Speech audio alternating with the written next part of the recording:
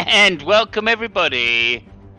Welcome to the Saudi Arabian Grand Prix 2021.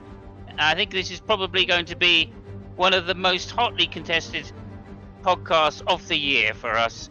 Here we are, and Jeddah, and of course, before 2012, women's lingerie in Saudi Arabia, because this is largely of black bags, or for kinky sex, like bin liners. And they look fucking stunning as well. Very nice. Now, facts number 2, of course, 350 million years ago, the kingdom was home to a 200-foot mushroom. Scientists and historians have confirmed it to have been the largest living thing on dry land at the time.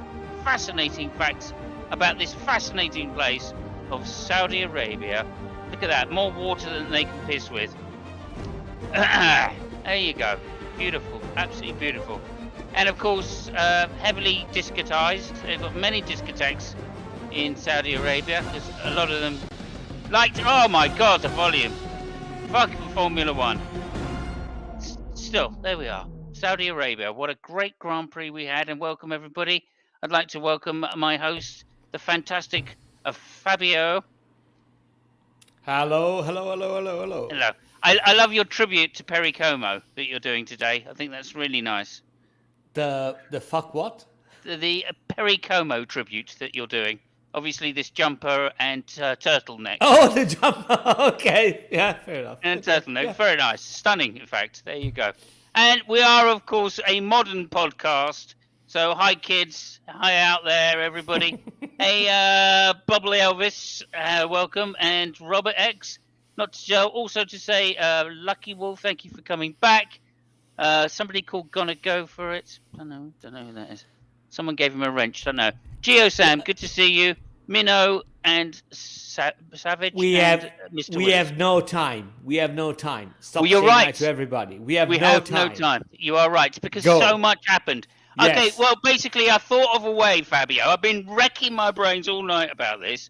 To shorten the recount, basically. Yeah. So I have an analogy. Okay, so basically my analogy is Max Verstappen in qualifying hit the wall. And he was up by 0.4 of a second on the fastest lap at the time. Yes. And he only needed to get through the last corner, but I think he lost his shit a bit because he went in, locked his brakes up, and inside brake, so he didn't lose much time. Just needed to readjust slightly. But instead, he decided to flatten his foot on the pedal, on the loud pedal. Although it's not very loud this year because Formula One is a bit pussy like that. But anyway, they flattened his foot and he hit the wall with his rear tyre, and that did for his car. And this was very much like the Islamic, I'm not going to make this too religious now, okay? Well, it's very much like, okay, the pilgrims going to Jerusalem getting attacked along the way by Muslims. Sorry, say again? My finger is on the leave button, okay. No, this is fine. Okay. So my analogy is the Western response to pilgrims going to Jerusalem to get attacked. And of course, that response was the Crusades. And like the Crusades, this race happened basically in 3 parts. Okay? There was the first Crusade, right? Where fucking the Pope of Germany got away to a flyer. All right? And they managed to go out there and capture half of the Holy Land. And by this, I mean at least 2 major cities. And the 2 major cities in this case were Lewis Hamilton in first place, okay, off the line, and Bottas in second place off the line. And in third place was, of course, Max Verstappen. And that was fantastic. We had a brilliant start. Everybody off in their right positions. Everybody on equal tyres. And then of course, that was fine.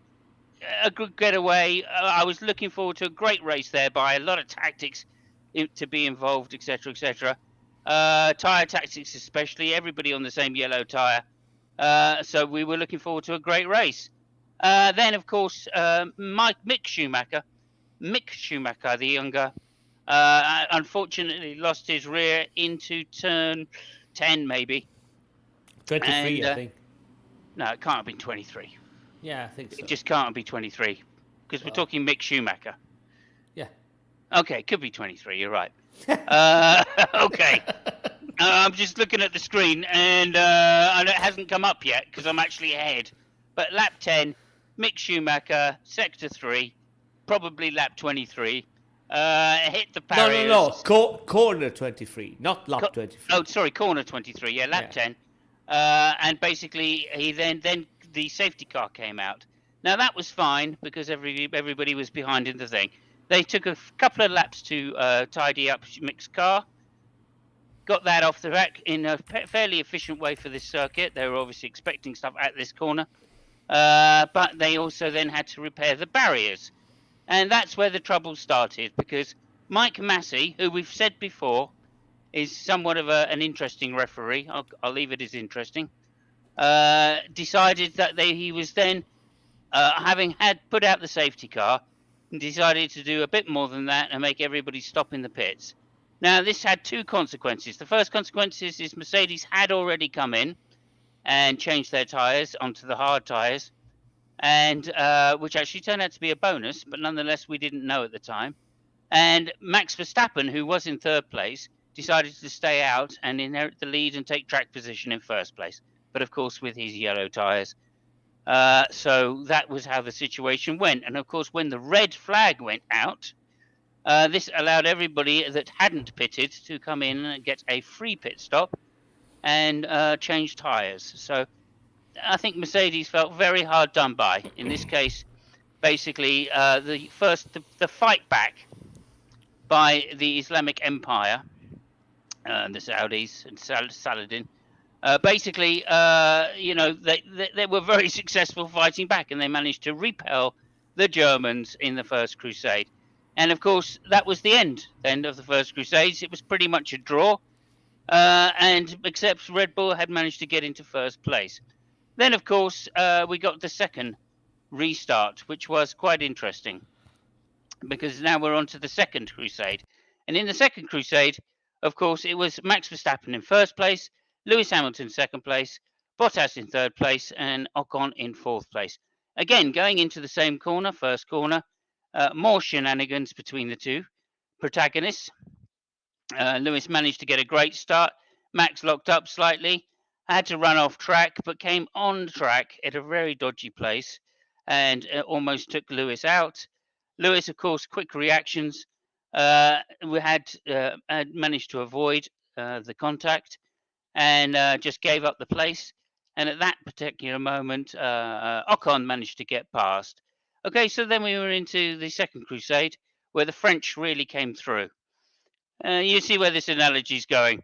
So the French turned up to do the Second Crusade, and they trashed everywhere along the first straight, to the point where basically, and I am saying Leclerc is part French here, Leclerc unfortunately tagged the back of Perez, which spun Perez round and put him out into the wall.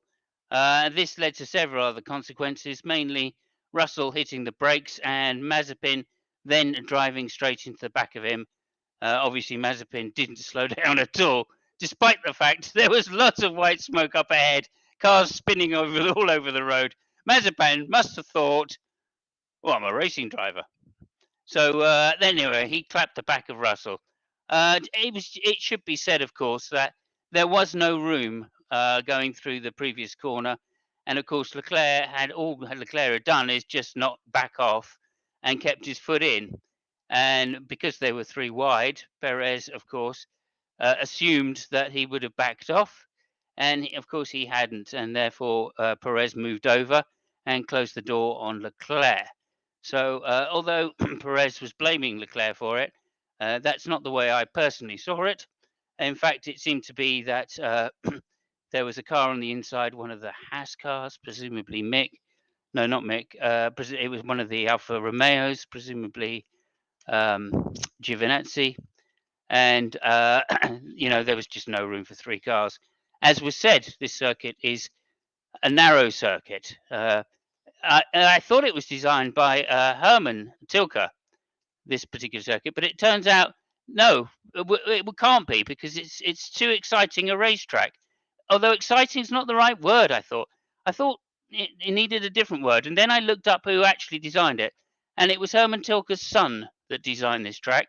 So we've gone from boring circuit designer to psychopathic track designer, because that's basically what this track was designed by, a psychopath.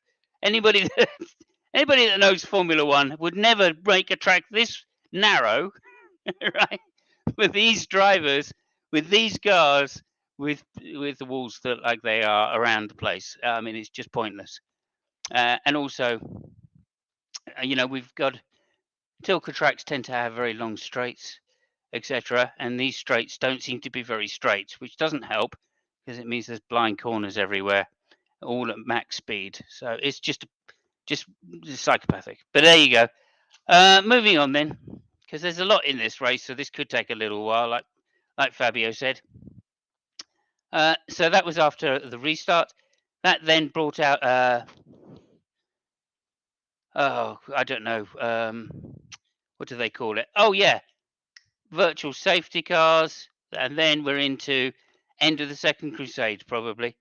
Again, just looking at the replay, I really think that it was ambitious of Perez to think nobody would be down his inside or his outside, and it was Mazepin. Was it Mazepin? Who was the other car involved? Not sure. Anyway, sorry about that. Moving on, we then had more disturbing things. Everybody started complaining about everybody in the first corner. As usual, Max got his hard on because he drove off the road again, right? And seemed to say that this time he was hard done by, even though there was no contact again. And he actually did gain a position.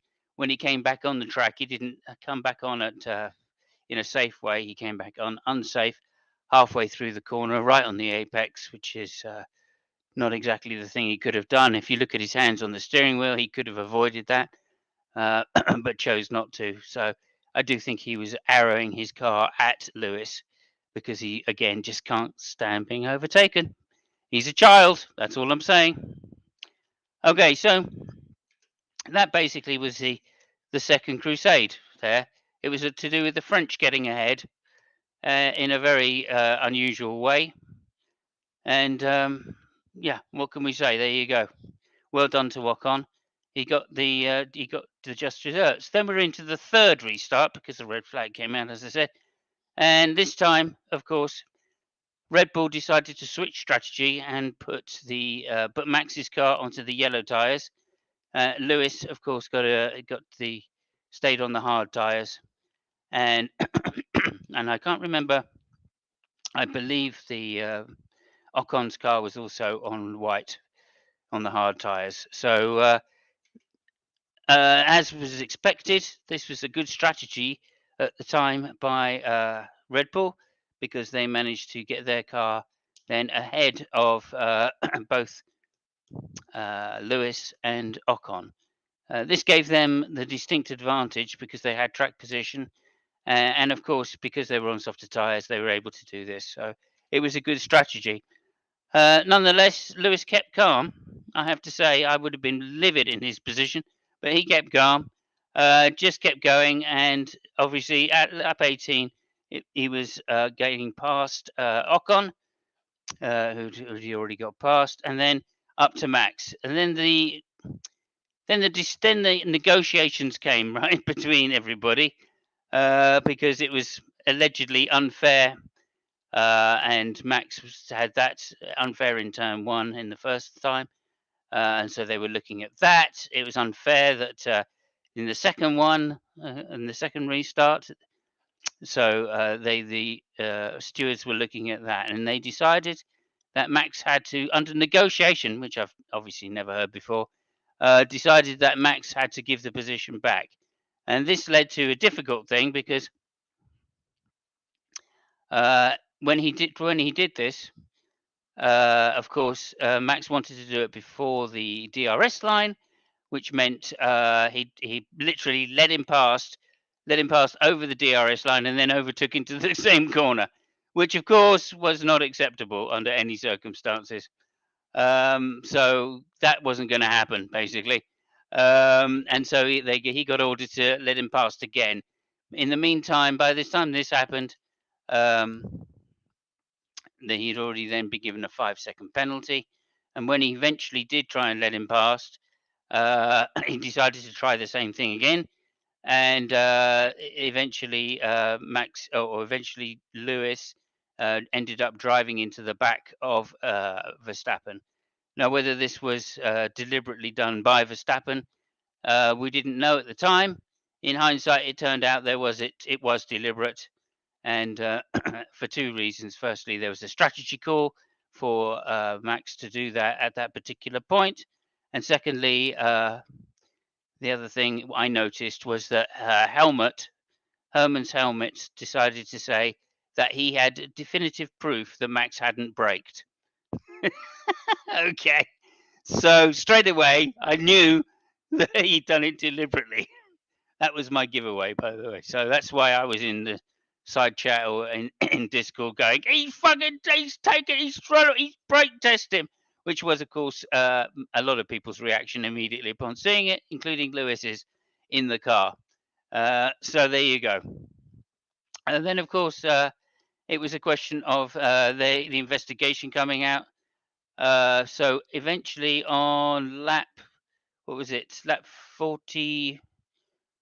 Oh, lap 42. That was it. He led him past. That was the one I was thinking of. And then, of course, he had to then let him past again on the next lap, I believe. So, yeah, that's what happened there. Eventually, he did let him past. Race control, there was a 5-minute second penalty. Lap 43, he finally let him past.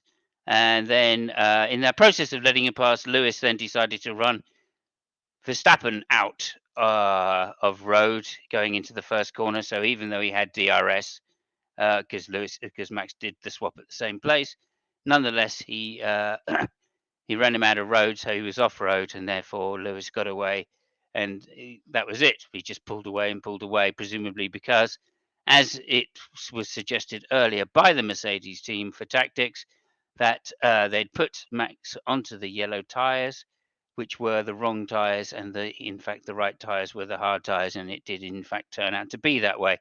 So all of the shenanigans at the end could have just easily been avoided if we just had a safety car running around to clean up the track every now and again.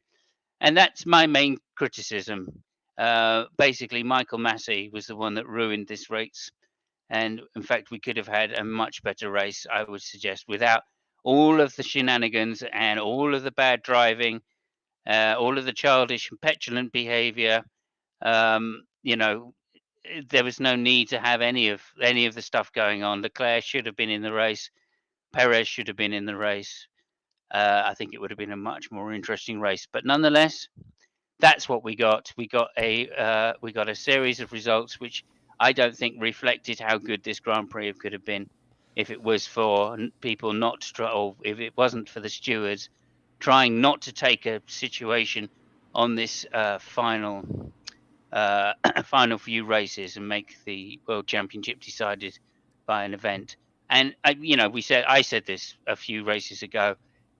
Somebody, in fact, many races ago, somebody's got to clamp down on what Max is doing. Otherwise, we're just going to get this all season. He's going to believe he can drive people off the road at any time, and eventually, Lewis is going to react, and then that'll be it. That'll be the season decider, which is the worst way to decide it than if we decide it on A, penalties, or B, or B, by the drivers not actually being able to race together because of the situation where they're at each other's throats. which is obviously now what we're going into. Anyway, that's my basic race review. There's too much going on. There's a lot more I haven't mentioned. The third part of the the third part of the crusade, or the third crusade, as it were. Most people got slaughtered, but the Germans came through in the end and managed to capture, at least for a short period of time, Jerusalem, and then decided to do a tactical retreat. And that's basically looking the worse for wear. They still managed to win. So that was basically the race review. If we could just go over the positions quickly, and then I'll pass it over to somebody sensible to talk about it. So race results here, of course, Lewis Hamilton first, Max Verstappen in second place. So now they're level on points. Max goes in with a very tiny advantage of having won more races. Third place was, of course, Bottas, who managed to overtake Ocon on the line. Ocon feeling was unlucky, although Bottas again, what the fuck? That's more we'll talk about. And fifth place, I should say Ocon, brilliant race. So in fifth place, Daniel Ricciardo. Again, a great race for Daniel Ricciardo to drag his car through. Pierre Gasly, kind of a little unlucky. He had a lot of pace this race, but I think he suffered in the same way just about everyone behind him suffered, which is by too many stops, too many pauses in the race, too many people backing off. The advantage not being able to play the advantage of his speed in the car. So I think that's why he could never really get close to Ocon. Seventh place, of course, Leclerc, who despite that crash managed to get a good result still. Eighth place, Carlos Sainz, again had a lot of pace all weekend, but neither of them really had tactical advantage in this race because of all the stops again. Number 9, of course, was Giovinazzi. Okay, maybe it wasn't Giovinazzi. Took out Perez. Always on the other side of Perez. Ninth place, a great result for him, considering we're coming up to his last. This was his penultimate race. Managed to get in the points, which is great for him. Lando Norris, a bit disappointing, but nonetheless, he suffered again because he'd put on a very soft tyre. He'd gone on softs to start with, so was expecting to make all the places up and then not have everybody else just come in and undercut his advantage. 10th, 11th place, Stroll, quite lucky considering, really, just kept out of harm's way, was on the right tyres at the right time, namely the yellows. Latifi, again, a good race for him considering the car, and he managed to beat George Russell. So well done to him. Very good result for that. 13th, Alonso, a bit unlucky, really, considering, again, shafted by the tactics, but, there's nothing else to say. Tsunoda, same deal, really, shafted by tactics, had a very fast car. Just on the wrong end of things. And again, just messy what we're doing. Raikkonen, 15th. Good shot for Raikkonen. Next to his best mates, Vettel, although whether they're best mates or not anymore, I don't know, as they did have contact a few times during the race. But there you go. What can I say? Is there any more finishes? Because that's a DNF already. Oh, we're all on DNFs, are we? Oh, yeah, Russell DNF got hit in the backside by Mazepin. Sergio Perez had 2 cars, still hadn't overtaken 2 cars when the track suddenly got narrow. 19th, Mazepin, who obviously went in the back of Russell, and Mick Schumacher, who spun out at turn 23. Saying it like I know it. Mick Schumacher spun out and caused the first problem. And the first problem being is, and this is my main thing. Thank you so much for that, Peter. This is my main thing, Fabio. If Michael Massey, right, had just run the safety car, right, while they repaired the barrier, okay, and then just pulled the safety car in and let them get on with it, okay, not only would we have had none of the fuck ups that we had, because it was the standing starts that were causing the problem at that circuit, right? So why he kept going to standing starts, I've got no idea. But firstly, he didn't need to red flag it, right? They were already behind the safety car. There was no danger to the race or to the cars or to the people fixing the barriers. because they were under safety car. So what on earth is he doing by throwing a red flag just to repair the barriers, which admittedly they needed to do, although they probably didn't really need to do that. But nonetheless, saying that they needed to do it for insurance reasons, perhaps, they still could have done it under a yellow, under a safety car, which they were already on. So if not easily, if they needed to put cars on the track to get the parts there, they still could have done that just by running the cars through the pits. So again, it's just completely pointless to have red flagged the race there and destroyed what essentially was going to be a fantastic race on strategy, as all of the top cars were on soft tyres, which they would have had to have come in at least to change at some point, and all of the rest of the cars were either on softs or hards already, and so they would have had some kind of advantage. I'm just dumbfounded by the idiocy of that decision, especially when they're quite happy to run like 20 laps behind the fucking safety car, right, in dangerous conditions at Belgium. Okay, this wasn't even dangerous conditions, right? So it's just pointless, absolutely pointless. Sorry for my rant. That's it. Thank you very much. I will now pass it over to Fabio, and I will highlight a few comments. So, so I want to take a step back before replying to your questions. Thank you. The first one is that that was a race which really looked like an Hollywood movie. It was really nail biting and all that shit. And it seems to me that I'm saying that in a positive way. Actually, I'm saying that in the worst possible way. That was a very bad race from a sportsmanship point of view. I think that both Lewis and Max and the teams, they showed the worst that they could show.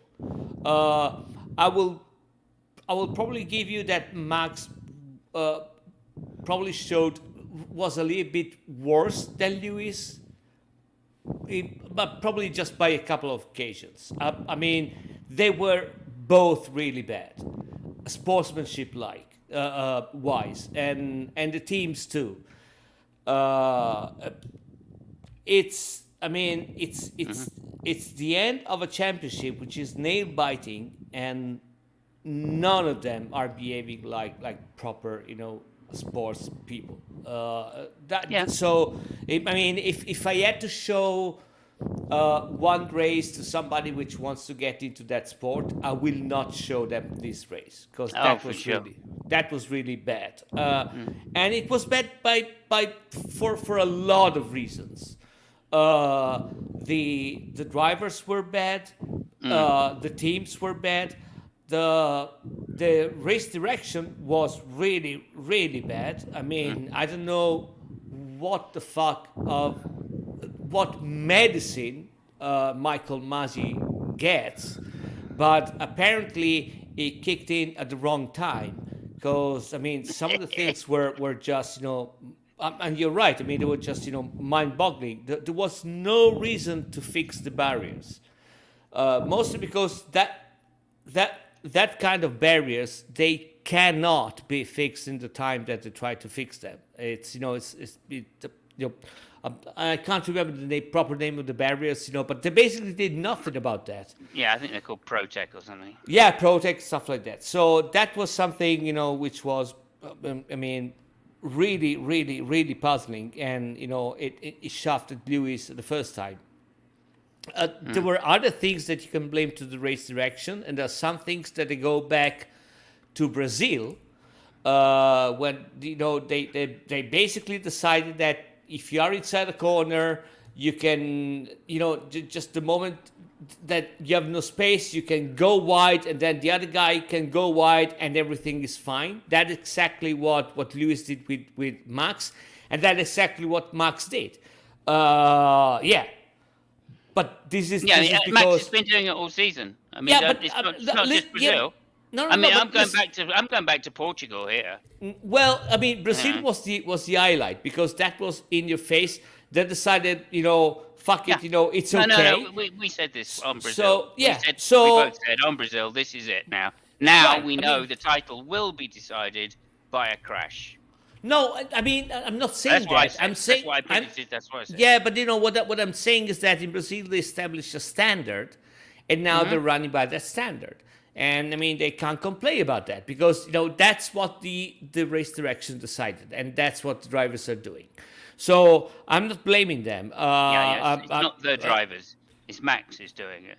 I mean, Lewis did well- it on the second time. Well, Right? okay, I yeah. fully grant you, Lewis did it the second time. Right. And I don't think he did it because he didn't realise that he wasn't going to get the advantage. No, I but think he did listen, it no, because no. Let me finish. He did it because it was at the same time as that he tried to do it the first time, which by which I mean he knew about the DRS. So he was just saying, right, that's it. It doesn't matter why he did it. The thing Mm-hmm. is that now they know that they can do it, and they know it since Brazil. So they will do it because they told him, yeah, it's okay if you do that.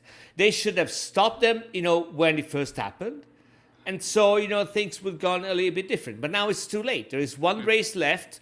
Max has the advantage that, and again, Max was way more aggressive and was a little bit more dirty than Lewis. Not too much, a little bit.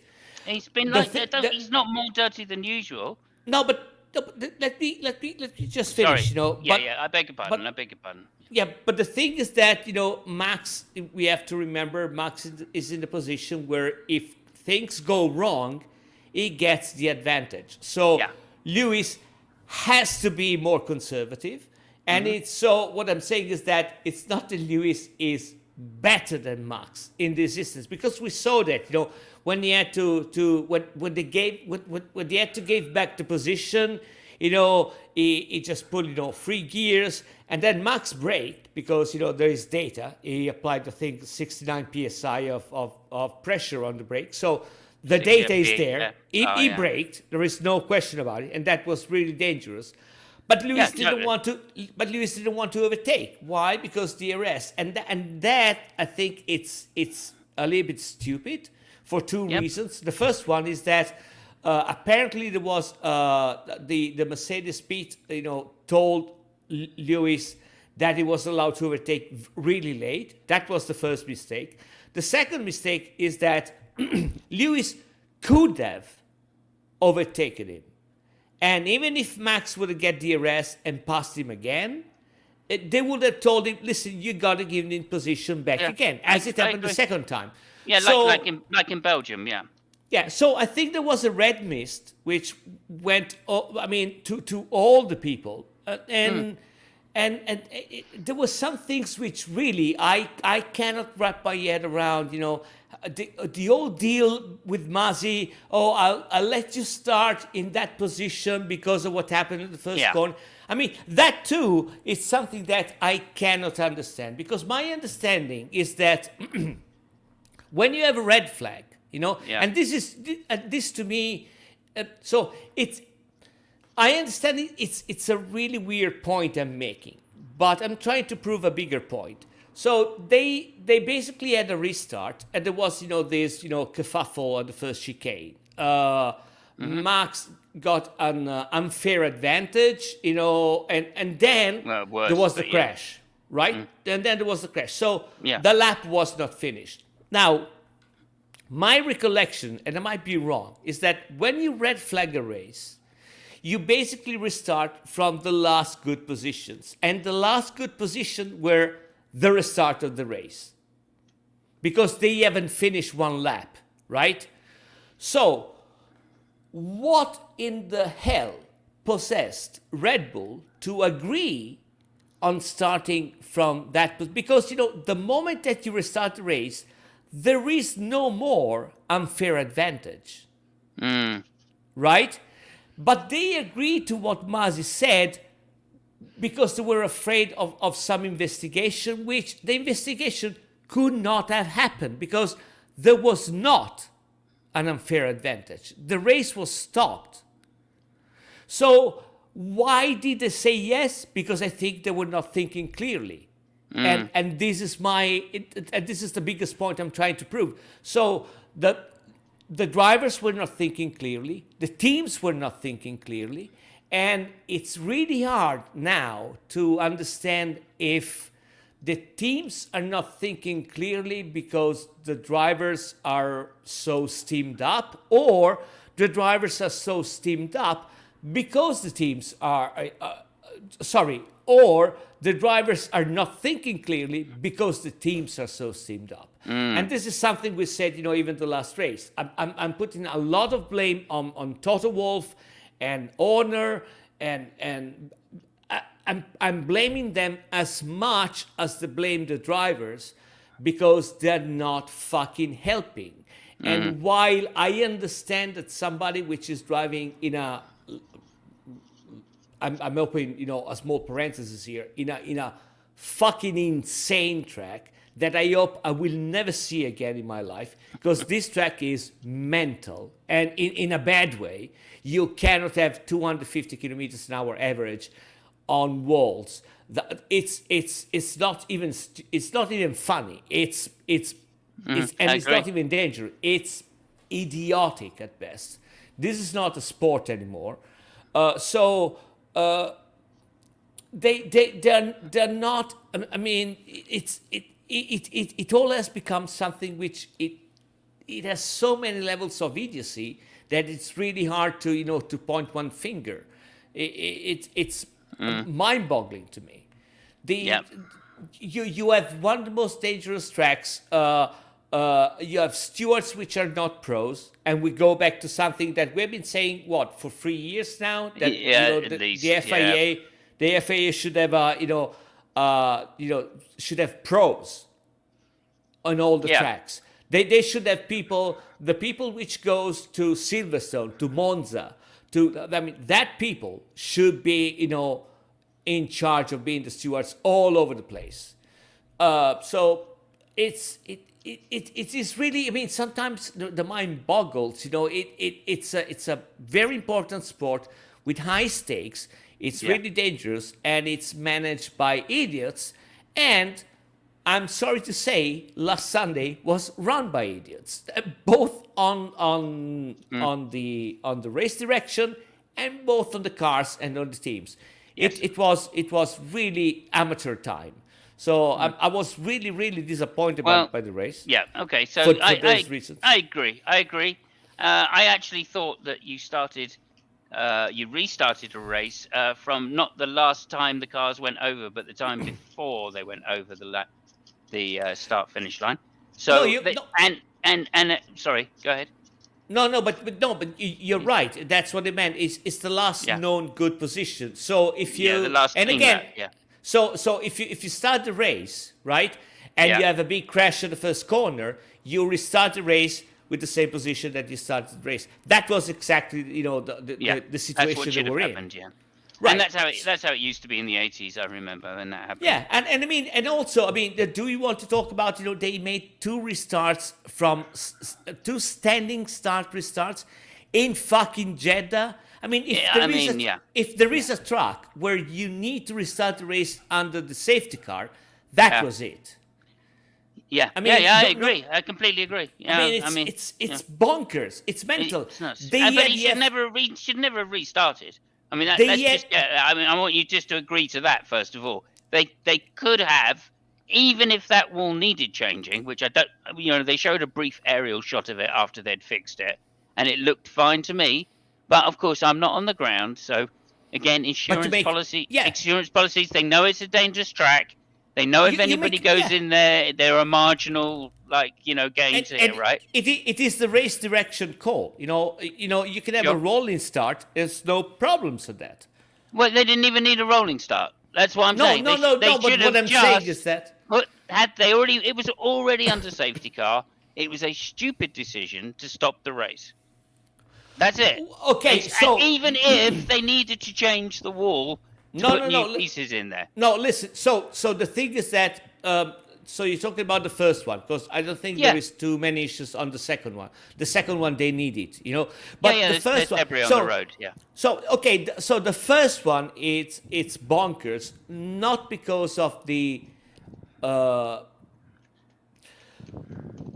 moment they decided they had to fix the wall again, they have to red flag the race. No, you they don't. cannot have people. No, they don't. Well, I would say that they have to because of the position they are and the machinery they got to put in there. No. It's something. No. Well, okay. I tell you why no. I tell you why no. But Because can I fit? well, okay, right, but yeah, you're already wrong. But yeah, okay, finish. Yeah. Yeah, no. I'm saying that is something that is kind of a standard which has already it's been established ever since the what was the French guy which died in Japan. Jules. Yeah, Jules Bianchi. The moment you put heavy machinery in there, and they have to put in there, if you want to change the walls, you need big truck. So they have to red flag. No, okay, no, because that was under very different conditions. That was raining. It was a wet track. People. Yeah, go ahead. No, yeah, listen. I know the different conditions, but this is the standard's been established. Right. The thing is that it hasn't. As I said, they could always drive into the pits.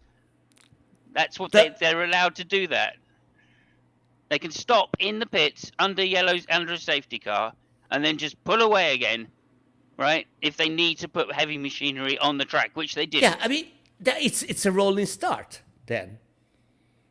You red flag the race, and then you have a rolling start. And then the safety car comes in, and it's a normal you have a rolling start. start. I mean, so that's what I was saying before. If you need to restart the race in fucking Jeddah, you do it with a rolling start. Sure, there is no question about it. Yeah, we agree with that.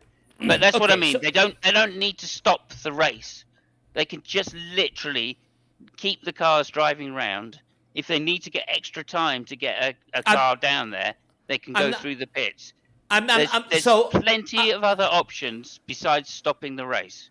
I'm not sure about that, but the problem is I've seen it done. So listen, the problem with the first restart is that there was no reason to red flag because there was no reason to fix that wall. The wall didn't need to be fixed, and they didn't fix the wall. Yeah, again, if that is the main issue, You stop something if you have to change. I mean, if it's a guardrail, for example, you have to stop it because the things are gonna be welded and bolted. That kind of wall you cannot possibly fix in the amount of time that they stopped the race. It's impossible because you have to take a huge section out of it and put it back.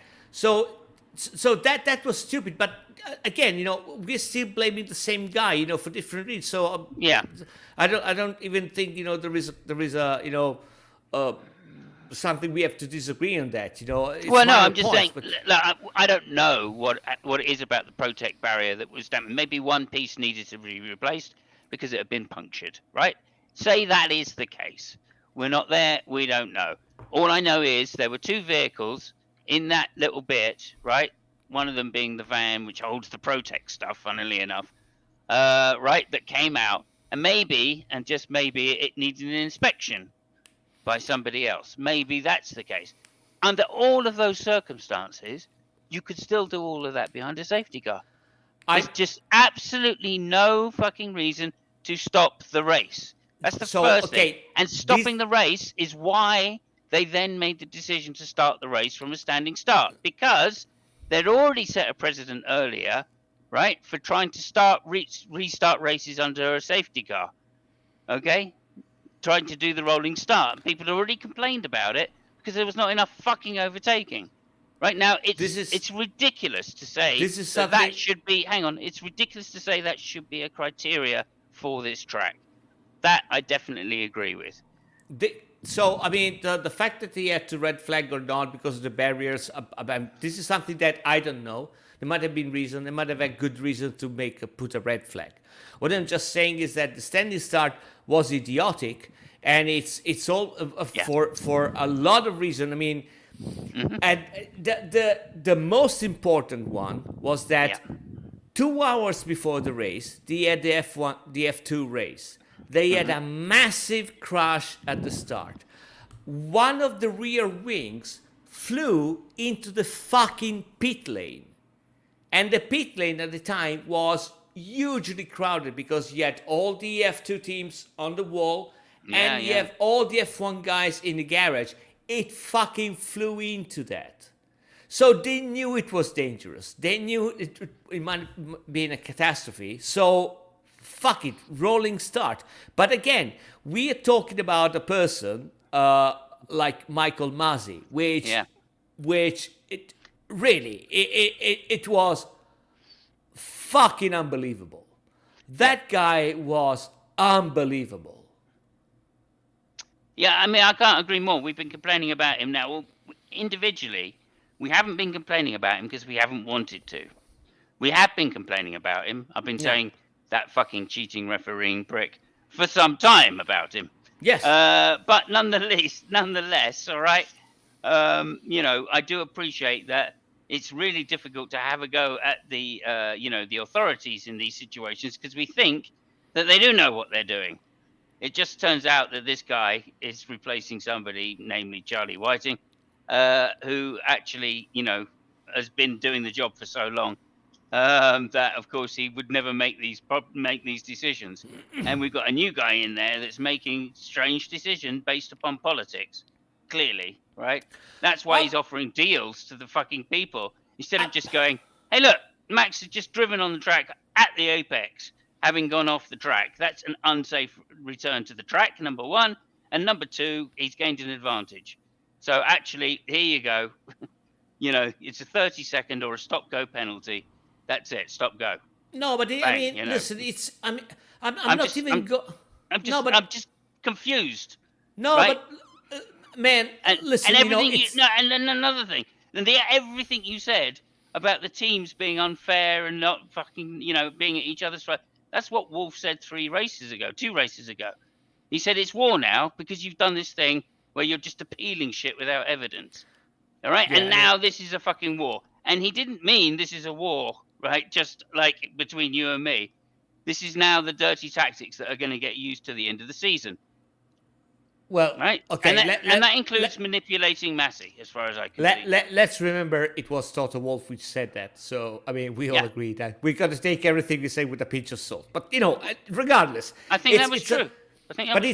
Listen, but it's the proof that everything is a fucking mess came, I think, at 11:30 my time. A little bit shy of midnight, when they fucking issued a 10-second penalty to Max Verstappen because of the braking thingy. I mean, this is fucking ridiculous. Yeah. I couldn't agree more. It's idiotic. And they haven't even taken into consideration the fact that Bottas, stopped Max on the first red flag. Bottas lost something, I think, because I had the radio communications. I think he lost something like 5 seconds or stuff like that. Yeah, it was huge. I mean, it turns out it's legal. But anyway, there you go. Yeah, okay, yeah, fuck it. But not sportsman-like. Okay, as you say. Yeah, he wasn't even called in, saying, man, I mean, what the fuck are you doing? Are you guys fucking mental? Is this what you want the people to see? Yeah. And it's I can't agree with you more. But of course, that's never been a concern for the teams. So there you go. I'll just stop my rant with saying this thing. I want to do 2 things. I'll let you rant, but we need to get onto the chat, and then I'd like to bring Peter in to comment on this as well. Yeah. So I would say this is my final ramble. Okay. Both me and you, we believed, the F1 in the 80s and stuff like that, where people, were, smoking in the car, they were throwing punches at each other, The 70s, but 70s, 80s, yeah. Right? Okay, I've had a little bit of experience in motorcycling where people were literally, punching themselves in the throat on the stairs, so that kind of thing, right? Mm-hmm. Prost and Senna had 2 accidents in 5 years. Max and Lewis are having 5 accidents in 2 races. Oh, that's brilliant. Yes. I don't want to see the things that happened, when Michael did what did to Jacques. Yeah. I don't want to see that, Yeah, because yeah, me that's too. not sportsmanship. Michael Schumacher was he was the best driver of the era, probably one of the best drivers ever. It's surely there, right? Yeah, yeah. But that doesn't say that what he did was fucked up. And those two guys, one is a seven wartime champion. The other one is probably going to win the championship, or eventually will win one. And don't get me wrong, those two guys, they're making a different job, right? I mean, you can see on the track, it's a different sport, right? Because Yeah, they're yeah. so faster and better than anybody else on the track right now. Be it for the car, for them, it doesn't matter. They're making a different sport. That is not the way to show what the sport can be. Yeah. And I'm super glad that wasn't the last race, even if I have no high expectation for the last race. You should see the changes they've made to the circuit. Yeah, It just means yeah. we're No, going to I get saw more. that. It's more of the same, basically. I still maintain that might be Red Bull track, even with those changes, but we don't know. They make some of them. So, but again, it is not. It is not a good ending, for the sport. It's not something which is fought in the track. And this is not motorsport. I mean, people should understand that. It's really funny to have an accident, on a video game, but this is not the way the sport's supposed to be. I mean, it's really, we want to see people driving fast. We want to see people, over the limit. We don't want to see that stupid shit. Yeah, absolutely. And there are many reasons for it, and we have gone into them. So please just go back, rewatch our videos, and you'll see us moaning about this same shit probably 2 years ago. Anyway, it's Formula One. And I've got to say, I mean, when people are under pressure like these two are, they do revert back to their type, right? Which is, Max Verstappen, when he first came in, he had to be warned quite a few times about his driving, about his dangerous driving, about his willingness to get into an accident to either keep position or to take a position. And that, he had to be warned a few times. And I think he did learn to stop doing it. But of course, now he's under pressure. That's kind of gone out the window again, and he's back to, which, I think is disgusting. I've got to say this. I hope Max doesn't win it now, right? Because his driving has been... hang on. His driving has been that bad this year. And I'm not talking about this race necessarily. I've seen it now at 5-6 races this year where he's done exactly this. And when you know what you know now and you go back and watch those races, I think you'll see his maneuvers as nothing less than dangerous. Okay? Now, Lewis, right, he wants to put his car in that bad position to show people that he's not afraid and he'll go wheel to wheel. But he is quick enough to pull out. Right? That's one thing he's very good at doing. He's got no kids, and he gets in very few accidents. He pulls out. Listen, I agree with you that if you count the episodes, you're right. But I don't agree with you on the judgment. I think that Lewis is as much to blame as Max in this situation. I still think that what he did in Silverstone was, fucking mental. Yeah, totally mental. So again, at this moment, I'm not even in whatever you say. It's fine with me. I'm not even going to argue because I don't want to get into the pointing finger game. They're both wrong. Right, I disagree. Okay, moving on. Sorry, I disagree. I think that, as I said, I think, like I was sort of making the point, Lewis is willing to put his car there, but he usually pulls out. That's the difference. Max puts his car there and he doesn't pull out. Right? So Max is always going to fuck you harder. And that's my point. All right? So, that's fine. obviously they're both, you don't get 7 times world champion by just driving like a pussy. So again, no, I perfectly understand it that they're both to blame. That's That's a given. Lewis had some dodgy driving in the early days as well. And, so there you go. They're both as equally there. The difference being is you don't get 7 world champion by necessarily getting in accidents. And that's what I'm saying about Lewis. His propensity to avoid an accident is much, much more on display. Much, much more than it. And that's the problem I'm having with Verstappen. He's not willing to not have an accident. He's always willing to have an accident, and he doesn't care what speed, what corner, which way it happens. One thing I'll say about Schumacher is every time he ran someone off the road, it was at a slow corner. Right? The only time he tried to block someone in a really dangerous position was Barrichello, wasn't it? Down at, can't remember which circuit they were on. Spanish circuit, I think. No, not Spain.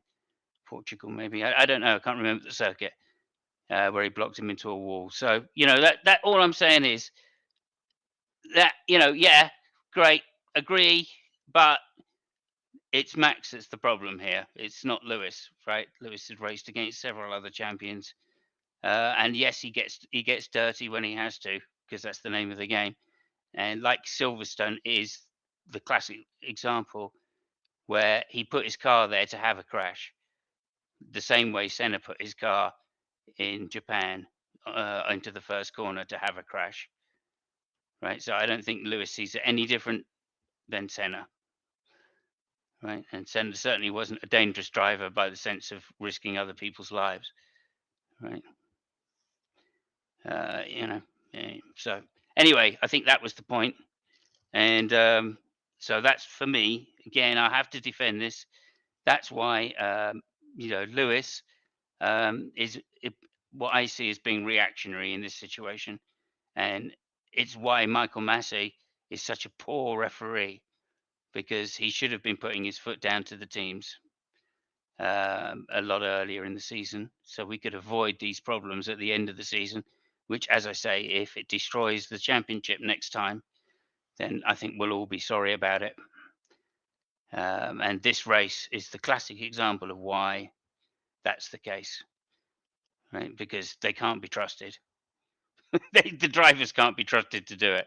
And if Massey isn't going to do it, then that means it's just a free-for-all. And these driving issues come up again. Sorry, that's my last rant. That is my last rant. Do you want to rant again? Do you want to just say no, Simon, you're fucking wrong? Or No. I mean, I just said what I think. I guess there is no point in me saying one thing and you saying no, I don't agree again. For 10 minutes. So yeah. Sorry, I was going to just let you say your point and then go, but then you had to say they're equally to blame, and that's where I strongly disagree. They're not equally to blame here as drivers. So. But I can understand where it all comes from, and I certainly wouldn't say either of them are completely innocent. So don't think I'm saying that either. Right? Can we just read out some comments here? I'm finding it hard to read it. So good evening, hello Bubble. Right, let's start putting some up. If you can find some to read out as well, that would be good. Peter, same with you. Good evening. Well, Savage asks, why this track? Yeah, I mean, it's really easy, Savage. So Saudi Arabia is a place where 1 liter of drinkable water costs more than 1 liter of crude oil. Should I say more? I mean, there is a lot of money involved. They had to put, more races in godforsaken places. They choose this one. It's a city. It's full of walls. They just made this fucking track, which makes no sense whatsoever. So yeah, they had to do what they have to do. Yep. So Bubble says, I enjoyed the race very much. Lots of daring actions from Verstappen. I would definitely agree with that. Although I would like to put it in maybe different terms, Bubble. But thank you very much for the comments. Geo Sam here saying maybe it's not very festive looking. I think he's referring to your jumper. Yeah, Lucky Wolf sorry, says, it's a cardigan. Yeah, Lucky Wolfie says days of gentlemanly F1 are distant past. I'm so I don't know if there ever was, an era where there were. I mean, of sure there were gentlemen, but I think that when they're driving, they're just drivers, and so I don't see that much of a change of an attitude, right now. Is just that I think it's a problem of respect and and what you can do in the track. So one of the funny things is that when you are involved in a motorsport which is way more dangerous, people are way more careful, even because the other people, if they survive the crash, they make really crystal clear to the person which put them in danger not to do that kind of shit. So it's kind of a paradox, but I think that the fact that the car are way safer, people tend to forget that it's a very dangerous sport, and the first people which tend to forget that are the drivers itself. There were times where you started a championship expecting something like 15% of the people which started the championship would be dead by the time that the championship was over. So that made them a little bit more careful in whatever the fuck they were doing. So there is that. A couple of more questions. Why didn't Lewis just pass? That was. Yeah, so again, my understanding was that there was this mismatch. Apparently, the communication from the Mercedes pit wall was a little bit late. That was one factor, and the other factor is that Lewis didn't want to pass before the DRS zone, which again, it's not something which would have made a lot of difference, because we saw that even if that happened, they would have forced Max to give the position back again. So it's kind of weird. The thing is that when you give back the position, there is no rule where you have to give back the position. So of course, if I have to give back the position to somebody, so I'm penalized by that, I tend to do that in the most favorable conditions for me. Right? I mean, because I am deciding when to make the other guy pass, and there is also no fixed time that I have to give the position back. It's not that they have to give the position in the next 3 corners or stuff like that. I can do that whenever the fuck I want. So. That was, one of the reasons of all, that whole, kerfuffle. Because I mean, Lewis had the place to overtake Max. He just didn't want to. And then Max, got, mental and just braked. Yeah, I mean, it was clearly a brake test. Yeah. I mean, not only did Max move towards the center to look in his mirrors. I mean, okay, really? And he says, I pulled over to the right. And then later, he said the right was off the racing line. I mean, he was coming out with every excuse under the sun. Helmet comes out and says he didn't even touch the brakes, right? And he has definitive proof. Right? Then Max starts with, I moved right, when in fact he moved left. And so, and then, go on. No, I mean, the only mistake that Max did was actually touch the brakes. If he didn't, it would have been safe. It's reckless. Because he can do whatever the fuck he wants, If he touched his brake off racing line, that is something. No. He did it on the racing line, on a straight, he hit his brakes. I don't know any motorsport where that is acceptable. That's what I said. I mean, you're not listening to me. No, I didn't. I was reading comments, sorry. Okay, so the mistake that Max made was actually to touch the brakes. Because if he didn't, and Max ran into him, it would have been, the guy got into me. Yeah. You know what? I was kind of I was kind of hoping that Lewis just got side to Max Verstappen and bump into him. That would have been Yeah. like Baku 2 years ago. Yeah, He brake tested me. Yeah. yeah. And he did as well. Although he didn't hit the brakes, he just came off the throttle in a place you'd expect. So he didn't technically brake test him. Sorry, but there's a very interesting question from Bob Elvis, which I think it's really. Okay. I'm trying to get through them, but yeah, go on. No, yeah, it said, would it be possible Whereabouts? that Mercedes had a sturdy front wing than normal for this narrow track? The answer, so, okay, no, that's why I'm telling you why it's really interesting. So the answer is no, okay? But there is a funny thing. I think that there is one person in Mercedes which has not been sleeping since, the race has ended, and it's the aero guy in Mercedes. They're trying to wrap their head around. I mean, you know my story. I mean, these people, they spend weeks trying to find 2 or 3 points of drag or stuff on minutia on things, and then Lewis, with a partially broken front wing, not only goes as fast as he goes, but he also makes the fastest lap. The aero guy in Mercedes is banging his head in the walls. Yeah, I can fucking guarantee you. And funnily enough, while you find another question, funnily enough, this is not even the first time it happens. It has happened time and time again that damaged cars are either faster or more efficient, or they get an advantage in cooling. And the main reason is, and this is the fascinating part of the sport, is that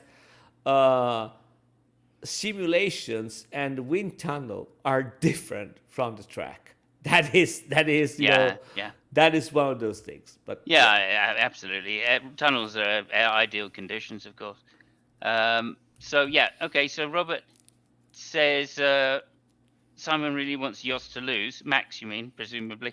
But Jos.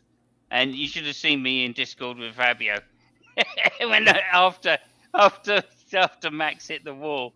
I think I said something like, "Oh, that's it. Max is going to get his ass fucked by Jos tonight, no doubt about it." Because I think that's a lot to do with it. I've got to say that is a lot to do with Max's attitude. Yeah, it might make him a brilliant race driver, but I think I'm really seriously doubting now that he could ever change. That's the problem. I thought he was great, and now I'm beginning to doubt it. Every time he gets out of the car, though, I've got enough respect for Max Verstappen. So, although I don't know if I can say that, our little secret on Discord, there is one thing that we both agree on every race. I think that has happened the last 4 or 5 races. There is one thing that we both say and we agree on, and it's fucking Bottas. Yeah. That is something that we say even before the race starts. You know what? Fucking Bottas, because he's going to do some fucking Bottas. Yeah. Oh dear. I'm still salty about owing you a crate of beer. That's all. Yeah. But anyway, look, we've got so many things here. Let's just get up. GeoSam says, "I like Fabio's sweater." No, the pit was open. Ocon was all over the place. Says Lucky Wolf. Yeah, kind of. I mean, he had a normal Ocon drive. Undistinguished, but there. Right. I mean, he makes very few mistakes, that kid. He just needs to learn a lot more discipline. But like Verstappen, I don't think he can. That's one of the things I would say. Someone really wants us to lose. Yes, I do. It's more like tunnel designers' work. Yeah, Lucky. I think you're right about the wind tunnel and those slight advantages in aero. I enjoyed the race very much. Lots of daring action. We all know that Jos let Lewis win. He just can't. It doesn't like to see a grown man cry. Yeah, I think he was just intimidated by the pictures we had last week of Hamilton. That's all. Daring action, says Lucky Wolf. Yeah. If this is I see what you're referring to. It's fine. Restart. It says Lucky Wolf. Verstappen was in full racing sim mode. Oh, there's some classics here from Lucky Wolf. We're crashing in full racing sim mode. Go on. Can I just say one thing, before we forget, great race by Giovinazzi. Fantastic race. Okay. Not only because the position he ended in, but he drove a really solid race. And from somebody which has been shafted, by his team, that was, really, really, really commendable. Great race by the guy. Yeah. Josem asks, it is the last race of the season? No, there is one more race in 1 week. And this is why, and I don't know if, have you told Peter that we're going to, this show is not going to last 1 hour. It's going to go. Oh, this is a 2-hour show now. No. It's going to be. It's going to be a week-long show up until Friday, the qualifying. It could be. Yeah. So it could be. No, the next race is next Sunday. Okay, yeah. If somebody wants to a midweek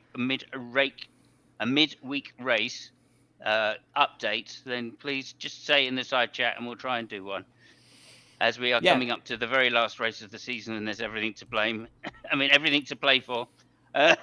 Sorry, gave away the plot. So anyway. there is one more race on Sunday, and the kicker is that if they both go out, and by both I mean Lewis and Max will win the championship because he won one race more than Lewis. So that is how they stand. So basically, if Lewis wins, regardless of what Verstappen does, he will take the title. And other than that, whoever is ahead of the other, if they both finish, then in the top 10, then they will win the race. They will win the championship. Well, actually, it is. Whoever gets in front of the other guy is going to win the championship. Yeah, whoever. They have to be in the points. Right? Oh yeah, of course, yeah. So, like, if he takes him out on the last lap or something, and he manages to get round and finish in 11th place, then Verstappen wins. Yeah. So anyway, there you go. Simon, your mic. Thank you very much, Savage. So just put that on there because I need to be reminded. Fight in chat 3, 2, 1. Thank you, Peter. Right. What's this? Lucky Marshall killed this year already. Another dead track worker wouldn't be good for PR. Safety first. Yeah, that's with regards to what they should have done with the Schumacher crash. I think even under the safest rules, of course. Well, we've both said that could have been done even just by pulling into the pits and stopping. And then starting it under the safety car again, like Fabio said, really. Even that thing, I don't even think that should have happened. But even under that, then that would have been a far better outcome.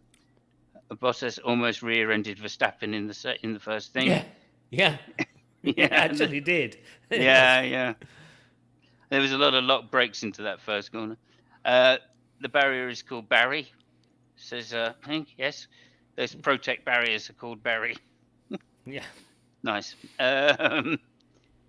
Yes, I'm too late. Don't know what that means. Yeah, I think we are. Yeah, we're okay. You want to call Peter in? Let's get Peter in. Yeah, please. Yeah. Let's get Peter in.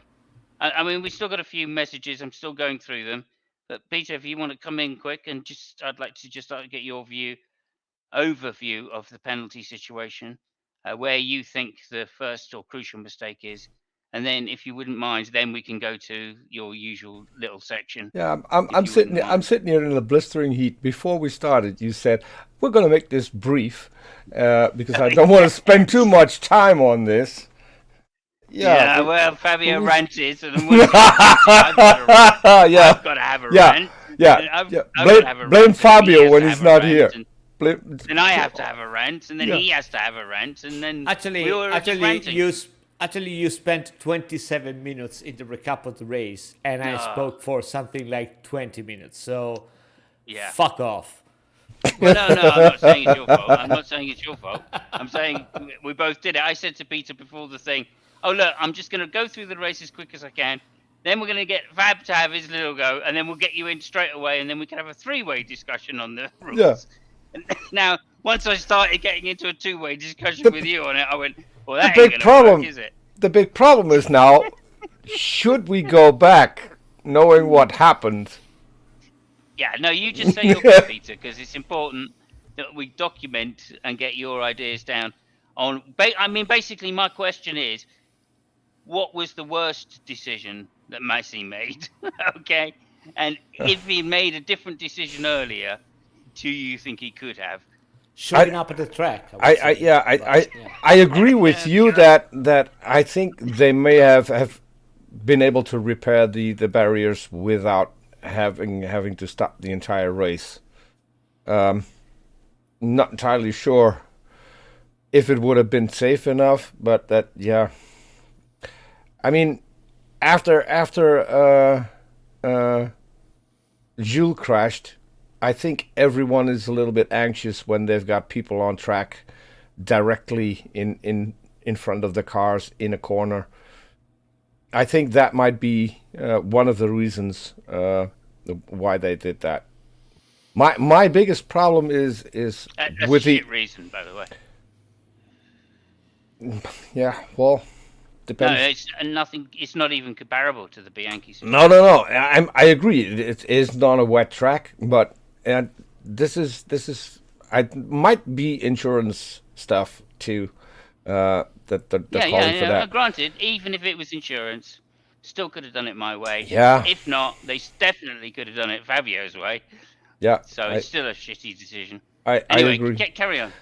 My biggest problem, and that is decision made. my biggest problem is, and that has been the entire season, is the inconsistency of the stewards. They're not judging all the situations the same way, and that is, I think, that is part of what is causing the trouble between the two teams, because it's frustrating, and I can literally see that why it would be frustrating. We can go to Max's penalty. I think it was clear that was a brake check, and I think they should punish that. And we had a Verstappen rule before. I think we need another Verstappen rule because technically they have punished it. They gave him an extra 10 seconds. Yeah. And two points. Yeah, he got 3 points in total in this race alone. So which is probably almost double what he had, you know. He's up to 7. He's up to 7. It is not that the decisions are inconsistent. The problem this year is that decisions have been consistently bad. Well, that is the problem. They have undoubtedly changed though in this year, so they're inconsistent from that way. There was a hard line put down at the beginning of the year. A few people went over it. They made a point at where was it? Imola, was it?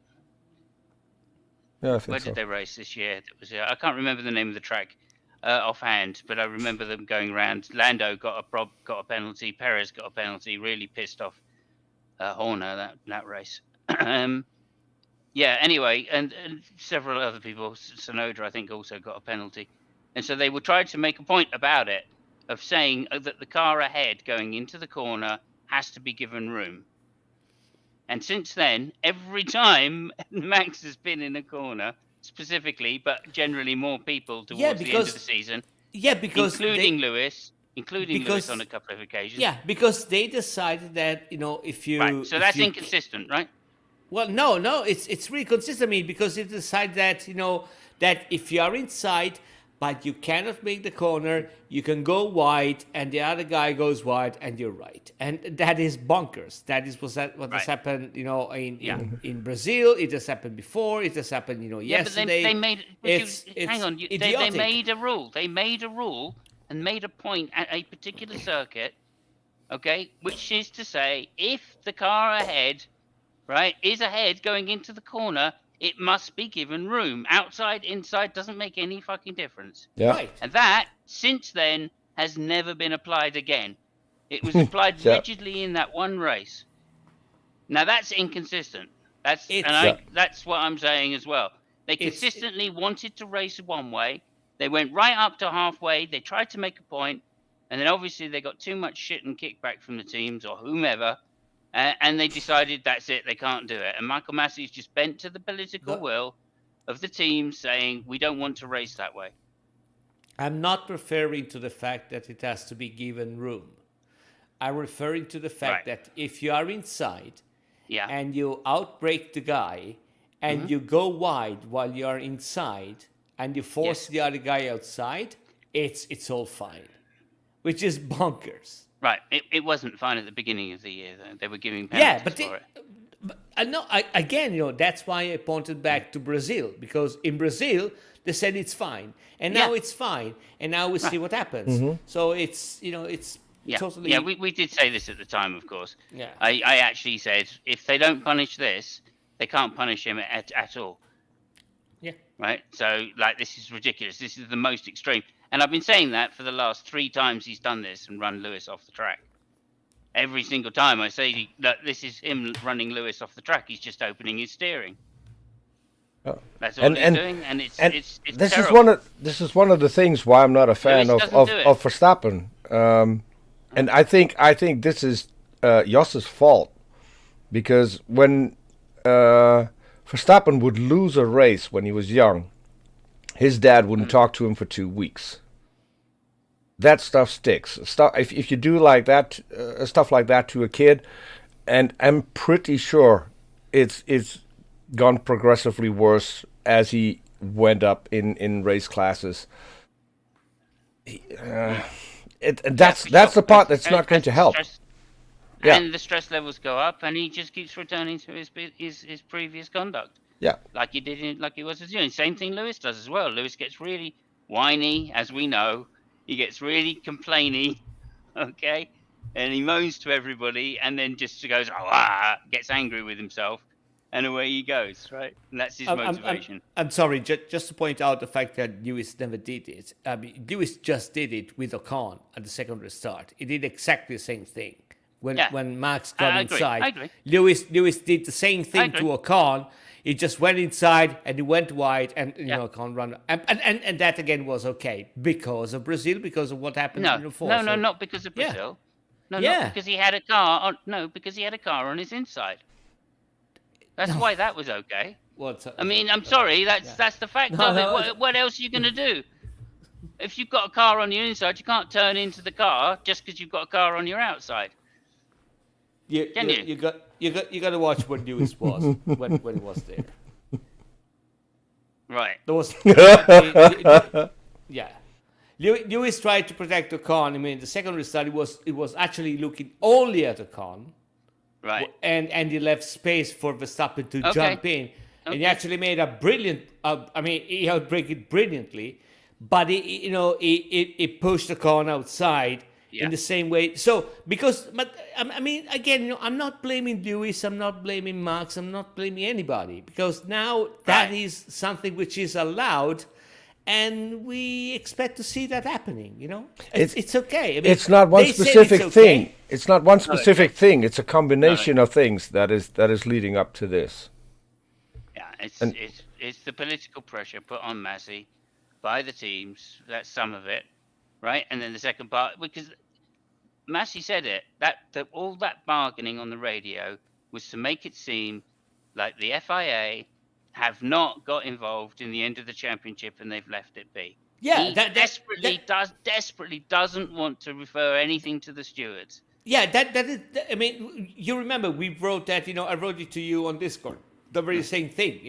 That's right. Yeah. And so the thing which is totally mental to me in that episode is that he did that. He showed himself. It was ridiculous to hear on air, and that was a situation where actually it didn't need to happen because the lap wasn't finished and they red flagged the race before the lap was over. So they had to restart with the same position anyway.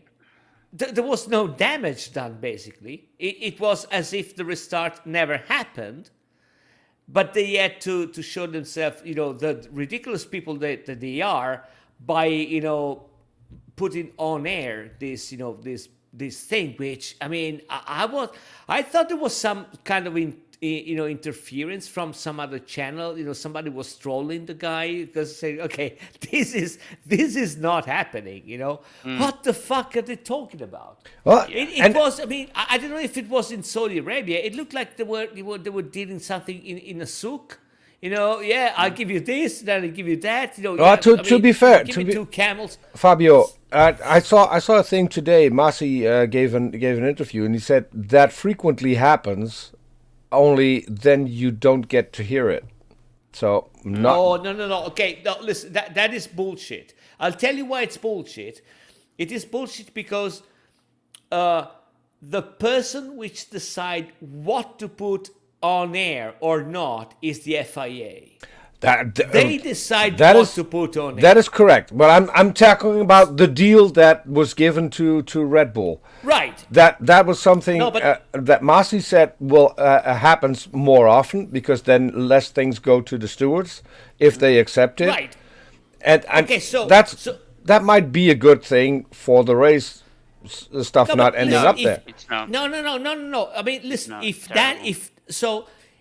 that is true, and I strongly think that isn't the case, but if that is true, that is even worse because it shows that the people in FIA are completely and utterly mental. Because if there was one time where they did not have to air that conversation, it was last Sunday.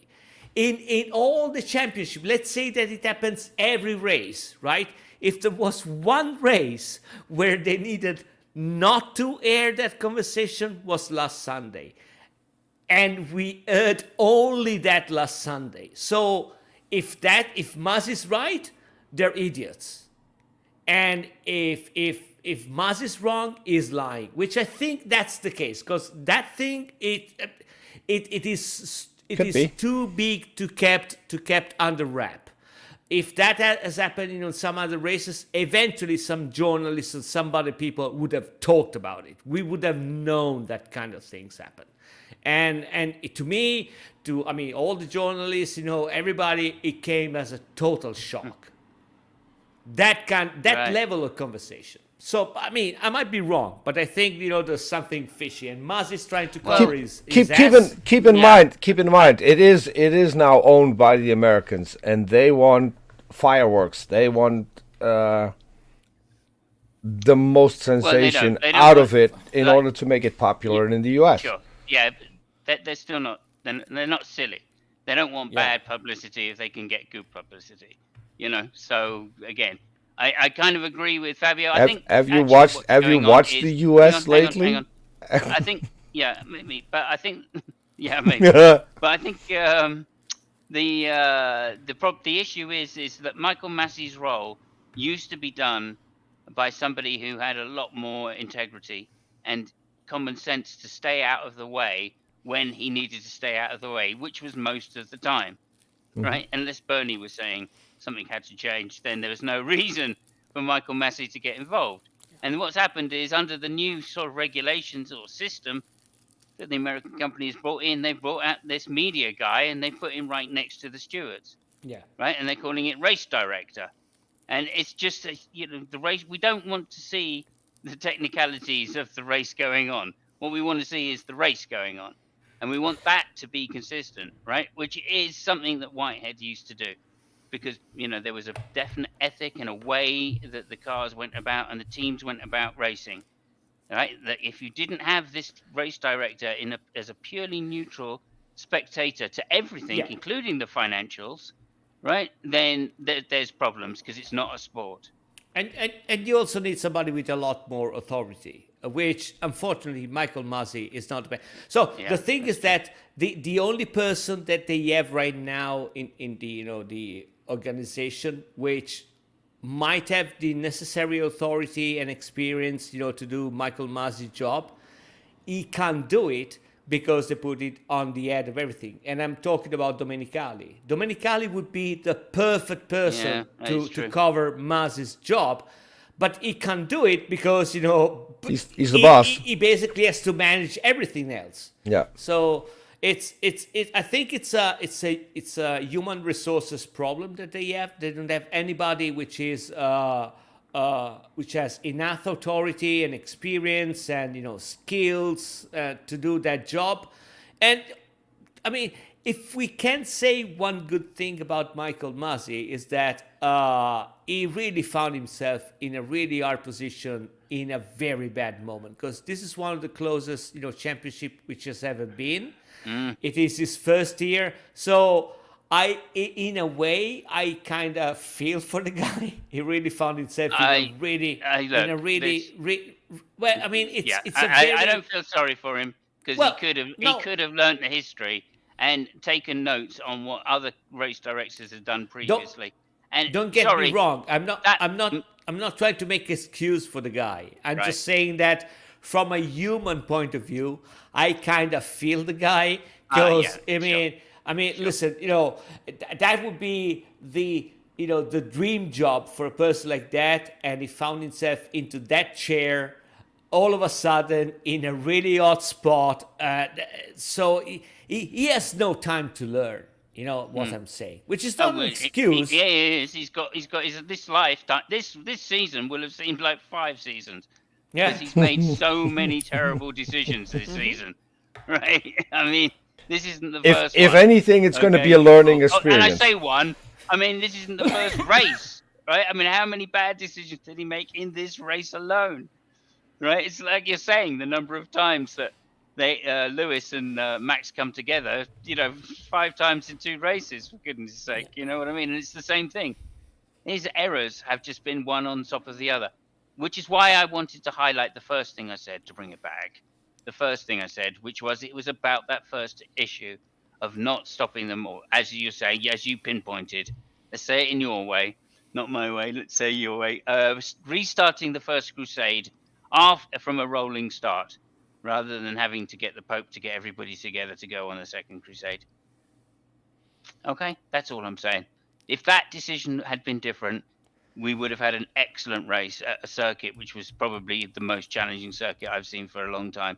Not since, I don't know, since they took the high curbs out of Monza. Just want a quick answer to Lucky Wolfie. I think my recollection, I think that the only ex-driver in the Stewart thing is there's another one. It's probably Pirro, maybe. Is it? Sorry, what was the question? Could you? If there are any ex-drivers in the Stewards? Oh yes, there are. Yeah. I think they still have a circuit expert, and they also have a pro driver. Yeah. So it's 2 drivers really. But he's talking about specific ex-driver. I think the only one which drove an F1 which is in the Stewart roster is Pirro, maybe. Emanuele Pirro, maybe. Because Liuzzi. I don't know. So Liuzzi rode. I don't think he rode F1 car. He has a huge experience in Liuzzi. Force India. Oh yeah. Vitantonio. Yeah. No, you're right. Yeah. Mm-hmm. So they've got a couple. Yeah, I think they try to use them from the countries they go to as well. Yeah, if possible, you know. But yeah, they have 3 stewards. One is a pro driver, one's a pro steward, and one's somebody who is a circuit expert. Yeah, but the thing, I mean, replying to Lucky Wolf, the thing is that, you know, what we're talking about is something which is before the steward taking the decision. So Masi is before the steward. Masi made the suggestion and basically said, listen, if you do that, we are not going to discuss with the steward. So that was the issue right now. It never get to the professional drivers judgment call. It was always Michael Masi. And they used to have different drivers steward at each race, so they still do, as far as I'm aware. They try to have somebody that has circuit knowledge, which is quite important for stewarding. But they never used to have that. I mean, they used to have one guy that just used to go around and do it. You know what I mean? And then they made a couple of guys that did it, and then Now they put it up to 3 guys to include the professional driver. Yeah, which is another thing that we said. My suggestion was not only having professional, persons on the track, but also having the same pool of stewards for every fucking race. Not 3 or 5, whatever. Pick your number, but they got to be the same, always the same. I mean, that would at least, being. It would have been a little bit more consistent. Bad, good, doesn't matter. I mean, it would have been either consistently bad or consistently good. It got the same person judging all the. Well, all again, the I don't put this down to the stewards. I put this down to Michael Massey. No, but he's deciding what the stewards see. I totally agree with you. Is that's where it is, and that's how they're covering it. Because no, I don't think the decisions have been thing. It's Massey deciding not to put some things clearly will get a steward's inquiry about. Saying, no. We are saying the same thing. We're telling the same thing. So yeah. You never get to the steward part. Yeah, it's just ridiculous. I'm sorry. I have been really pissed off since the race since that first decision. I said something about it in the chat, didn't I? When in our little chat together, I was like, "Oh, for fuck's sake, Michael fucking cheating, fucking." I can't find it, but it is there. His referee. I was so annoyed, right? After such a great start to the race from my perspective, because Lewis was in first, Bottas in second, and I thought, finally, this could be a real clawback. This could be really key, right? And fair enough. I'm sure Max probably would have got by Bottas, but at least we would have had the strategy in the race, right? We didn't get the strategy in the race, right, on what is basically a strategy circuit, right, because there were two red flags, 4 virtual safety cars, right, and 3 actual safety cars, or 2 actual safety cars. I mean, I just don't know how frustrated. I just can't be more frustrated for such a crucial time of the year. And this is what pisses me off the most. The only justification, right, has been, oh well, they're even on points. What a great season we're having. And I'm like, no, I don't care whether they're even on points. 1 point ahead is as good as is as good as even. That doesn't fucking matter. What matters is the fact that they can't fucking race, right? So Simon, do you really want to get mad? Do you know what Massey studied? No. He studied marketing. So yeah. So when I take that joke, which is a joke from a guy called Lee Nelson, right, and I say fucking refereeing, fucking prick, you fucking refereeing prick, I'm not actually wrong. Not that I've done a bit of marketing. I mean, this is according to his Wikipedia page, so it might be wrong, but yeah. No, please. So another thing, you're not a fan of the circuit, are you, Fabio? No, it's idiotic. So the fact that we're going to be back here in 2 races, not appealing. No, we won't. That's something which is not true. But no, the circuit is totally stupid. We're not starting. No sense whatsoever. We're not starting next season on this circuit. I don't know. I hope it burns and crashes. Some kind of building falls on the track, because it's one of the most stupid circuits I've ever seen. I think actually it's a miracle that nothing serious has happened on Sunday, because 250 kilometers an hour average speed between walls, it's mental. And blind corners. Add to that blind corners. It's walls. The thing is that it's walls. Mm-hmm. I mean, Monaco, it's walls, but the corners are usually 130, 150, stuff like that. It's not as fast. The tunnel does. I mean, the tunnel doesn't count. Kilometers, you mean? Yeah. Yeah, kilometers. Yeah. So this track makes no sense whatsoever. No sense whatsoever. Yeah, when I first saw the layout, I went, "Oh, okay, this could be quite interesting." But then, of course, then you get there and you find a scale, and you go, "Oh, actually, this is a piece of shit," because Yeah. all we're going to get is one train of cars, right? I Just mean, until somebody falls off, and then what happens at Monaco when somebody falls off? They get the yeah. safety car out for 30 laps. You know. I mean, I thought that Macau was bad as a track. Oh, yeah, it You know? is. Yeah. Yeah, I it thought really is. no, I thought it was really bad Yeah. until I saw this. So okay, yeah, Macau. Yeah. You know what? It's kind of Yeah, okay. one of the drivers actually compared it to Macau and was going, "Yeah, look, this is going to be a bit dodgy." Yeah. Yeah. I'm like, well, yeah, but they use the old excuse, right? These are the 20 best drivers in the world. If they can't do it, nobody can. You know what I mean? It's not really an argument to make a terrible circuit, right? Well, exactly. That's the point. Nobody can. No. It's a brand new circuit and nobody can fucking drive it. That's a fantastic argument. I mean, by that very same reason, I'm surprised they don't put moat with alligators and jumping, the car jumping over. Yeah, exactly. Because, Speed fuck it, ups. you can do that. Yeah. Yeah, little speed ups. You go over at a green light and it gives you an extra 20 bhp or something. Yeah. I mean, Yeah, nice. Or whatever it is in the Well, electric who knows? Formula E. Next season we might get a looping in it. I mean, you never know. Yeah. Gio Sam asked, is being steward a permanent position?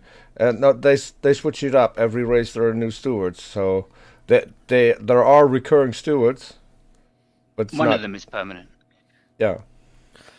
So yeah, we're going to be careful what we refer as steward. So if we talk about the judge panel, it's they I think turn it's people around. actually it's two of them. Two of them are permanent, and one is the driver that they get in. Yeah. No, but I'm just saying that because usually with the word steward, we also refer to the people actually on the track. The one which have Oh, to I see. bring Yeah. stuff. Marshals. Yeah. Yeah, marshals. So that is not a permanent position. As far as I know, they're all volunteers, and that is one of the problems because, like for example, if you want to be a marshal or a steward or whatever you call them in Silverstone or in Monza or in Imola, good fucking luck trying that. Even if it's a volunteer one, there is an organization where you have to go through a really, really big process, and they're all volunteers and not paid. If you want to be a marshal in, I don't know, maybe Abu Dhabi or Singapore, stuff like that, I think that the only requirement is to show up on time, and that's pretty much it. Yeah, Charlie Whiting was, of course, the previous steward, as Lucky's saying, whose word was law, basically. And that's how that's how it should be. Massey, one of the things that used to happen was the stewards had the right to look at things. Okay, if the chief steward said, "I want to look at this incident," that was it. Now that position has been taken by Massey, and he's not called a steward. That's the real fucking problem that's going on here, right? If he thinks that he's not a steward, right, then what's he doing? If he is a steward, right, he should be looking at incidents on circuit and trying to investigate as many as possible to find out to see if they are within the rules and limitations of driving, not just for safety, but for the legality of it, right? And the fact he's compromised in his position by saying, "I'm not a steward," right? That's a big fucking problem. They have to sort that out. Otherwise, this issue is going to go on, and people will obviously have big crashes eventually from it, especially if we keep racing at this circuit. Sorry, just another rant going on here. Well, I mean, technically, he's a race director, so Yeah. it's just different. But what is he doing? Is he playing a steward role? No, he says he's not a steward. And Well, that's he a problem because he's not. He decides what goes to the stewards. The stewards can't just go, "Oh, look, there's some dangerous driving. Let's investigate that." Now that's what used to happen. Charlie Whiting did not like if something happened, any incident happened, Charlie Whiting would look at it as a steward and go, "Right, this deserves an investigation." oh no, nothing happened here. That's fine. We've investigated it. What he never did is say, we're not referring it to the stewards. Yeah. Right? That's not something that happened. And the reason it was set up that way, under Bernie, of course, was because the teams were getting litigious. So if something happened on the circuit like that, and it was against the rule book of the FIA, then the teams would get litigious. Right? And that, I mean, I can't understand why they're not doing it, right now. Why they're not saying, oh, hang on, you're endangering the life of our driver, right? We don't care about your local stewards and stuff. We're taking the FIA to court. I don't understand this, right? But they're all playing along with the game, presumably because they want the fucking money and the manufacturers. You got a problem. You got a problem that you got one of the drivers who's not afraid of a bit of danger. So there is that. None of the drivers. Yeah, I get your meaning there. Yeah. I don't think Lewis is any better in that situation in terms of he's prepared to put his car in there just the same as anybody else is, and that's still an issue. But the point being is that it used to be at least somewhat in control for this reason, that everything was an issue with the stewards. Everything that happened, there was no thing that didn't need to be referred to the stewards. The stewards would look at it and say, no, we're not apportioning blame for these reasons. Right now, we've got this one guy, Massey, who seems to be able to say, well, we're just not going to refer it to the stewards. Mm-hmm. Right. You understand what I'm saying? Yeah. This is completely different to how it used to be run. Right. And we're back to inconsistencies of the standards that it's under political power now. Because, no, we don't want you to do this. We want you to sort it out. Right? No, what used to happen, and it has happened all the way through, is you will give the place back. If you do not, we will give you this penalty. That's how it used to be said by the FIA to the teams. Mm-hmm. Yeah, and I also think that if they say you need to give the place back, there should be, I think, but there is a clause. I think you should do that the first time it is safe to do so. It doesn't say within a set amount of corners. No. So the thing is, it's really tricky. So what happens is that the race director is the person which submits the problem to the steward. So if there is something fishy, and this doesn't even have to come from the race director, the teams themselves, if they think that there's something fishy going on, in order to avoid the investigation, can tell to the driver, listen, give back the position. It doesn't have to come necessarily from Masi or from anybody else. No. That is a decision that can be taken by the teams themselves. And so there is no time limit and no standards by which a driver can give the position back. No, but I think I said when it's ordered, not when the teams decide to, but when it's ordered, you need to give. No. It's never ordered. That's the thing. It's always a suggestion. It's never ordered. Fabio, sometimes it's Hobson's choice. Sometimes they say, and I've heard this going back certainly in the 90s. I remember one particular directive from an FIA. Hang on, let me finish. An engineer over the radio to his head is, we've been told to give the place back or X will happen. Mm-hmm. Yes. Otherwise, penalty will happen. No, so it's never order. It's always a suggestion. The steward has no power to tell the drivers give back the position. They will tell him, because of what you did, we're gonna give you 10 seconds, 15 seconds, 5 seconds, or whatever. So what Masi said, in the infamous conversation, and this is probably what we was referring to, that it happens all the time. It says, listen, we are going to investigate that. If you give back the position, there's going to be no investigation. Mm-hmm. So this is what happens regularly. Mm-hmm. And now it happens. This is not how it used to happen. And it didn't used to happen because Whiting was actually one of the stewards. Yeah, There was no. the stewards Listen, themselves could choose to talk- investigate, and that's the problem I'm saying, right? All you're saying is I'm talking now. The okay. thing is that once the steward make a decision, Yeah. that's the decision. If they decide we're going to give you 5 seconds, No. you can give back the position all you want. You will get the 5 seconds. No. So yeah, now, yeah, but now you're not addressing the point by No. saying that. You're not addressing the point because that's not how it actually is, and or how it used to be. No, I'm telling you what it is now. Right. Yes.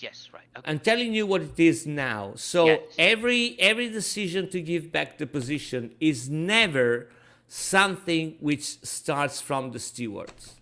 It's something which either comes from the race director, which tells the guys, listen, in order, you might be subjected to an investigation because your driver got an unfair advantage.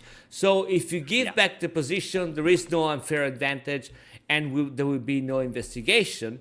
Or it can also be the teams themselves, without the race director, which is Masi in this, or it was Whiting before, intervening. They can say, listen, that we know is going to be really fishy. They're probably going to look into it, give the position back. But here's the thing. There is no rule which says that you have to give the position back. It's always something that you tell the driver, and the driver can give the position back in any condition they want, when they want.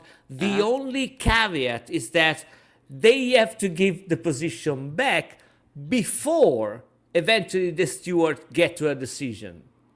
But because once they get to a decision, it becomes pointless to give the position back. Sure.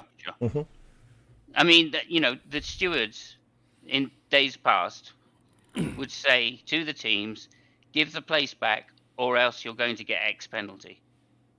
Yeah, because that's the situation. The stewards would just go, oh, we'll look at it. Right. Yeah, that looks dodgy. We'd probably give this. Just tell them we're going to give them this penalty if they don't do it. Right. And that encouraged the teams to take back. So that they're right about how these negotiations used to happen. But they didn't happen in the way, and this is where they've been dishonest, and Masi has been dishonest, which is the problem of not calling him a steward, is being dishonest because he's tried to negotiate. Right? That never happened before. The stewards would say, either give the place back or X will happen. Yeah. That's it. That's your choice. Right? So it's a Hobson's choice, right? Big penalty or X. So we've already judged it, in other words. Right? We've already judged this to be wrong, so either sort it out now or not. And if they didn't sort it out, and that usually meant within half a lap, then that penalty would then just go, okay, well, the stewards are giving you the penalty now because you haven't done it. In fact, it has happened before in the past, and I think they didn't even give a penalty for something like 3 laps. It was in the region of 3 laps that the penalty was given. Right? Can I just chime in? There's a history here. So just chiming in a little bit. There is a reason why that happened before, and one of the reasons is that. So now it's different because now the decision are taken in the race direction, and once you make the decision, it is immediately transmitted to the teams, and that's it. The reason why it happened before is that it's. I know it's really silly, okay, but bear with me. The procedure which used to be up until I think mid 90s and stuff like that is that. Yeah. So the steward take a decision, right? They type the decision, and I know it sounds stupid, but that's how it worked. They typed the decision on a piece of paper, and then they had to post that piece of paper on a. There was a special place, on the pit walls and stuff like that. Right. So once you put it on the wall, that was the decision being taken. So sometimes, and I know this for a fact. What happened is that and this is, coming back to what you were saying, Simos, give back the position or we will give this to you. And the reason why they say that is because they already typed it. And the only thing they had to do was, go 3 flights of stairs and pin it on the wall. So they say, listen, the guy's already on the stairs, So it's silly, but that's the way it used to be. Now it's different. I remember that because in the UK they there's a saying that came from this: when the writing's on the wall, and that came from Formula One. I think Simos would agree. No idea. Well known British saying: when the writing's on the wall, then it's final. I don't know where that comes from. I can confirm that is a saying. I literally made that. I literally made that up on the spot. But I was okay. Nice. I was hoping you were going to agree with me. Anyway, for once. I think we've. Yes, I'm sorry about that. I am sorry. I'm rattled because this is a passionate thing now. No, I mean, okay. So we've kind of agreed. Yeah. That A Massey is the problem, and I think we've agreed. I think you do agree with me that it's this race director steward role distinction, which is at the root of the problem. Yeah, that's not a good idea. Fabio, would you agree with that? Yeah, I mean it's good. So it's just want to find some kind of agreement.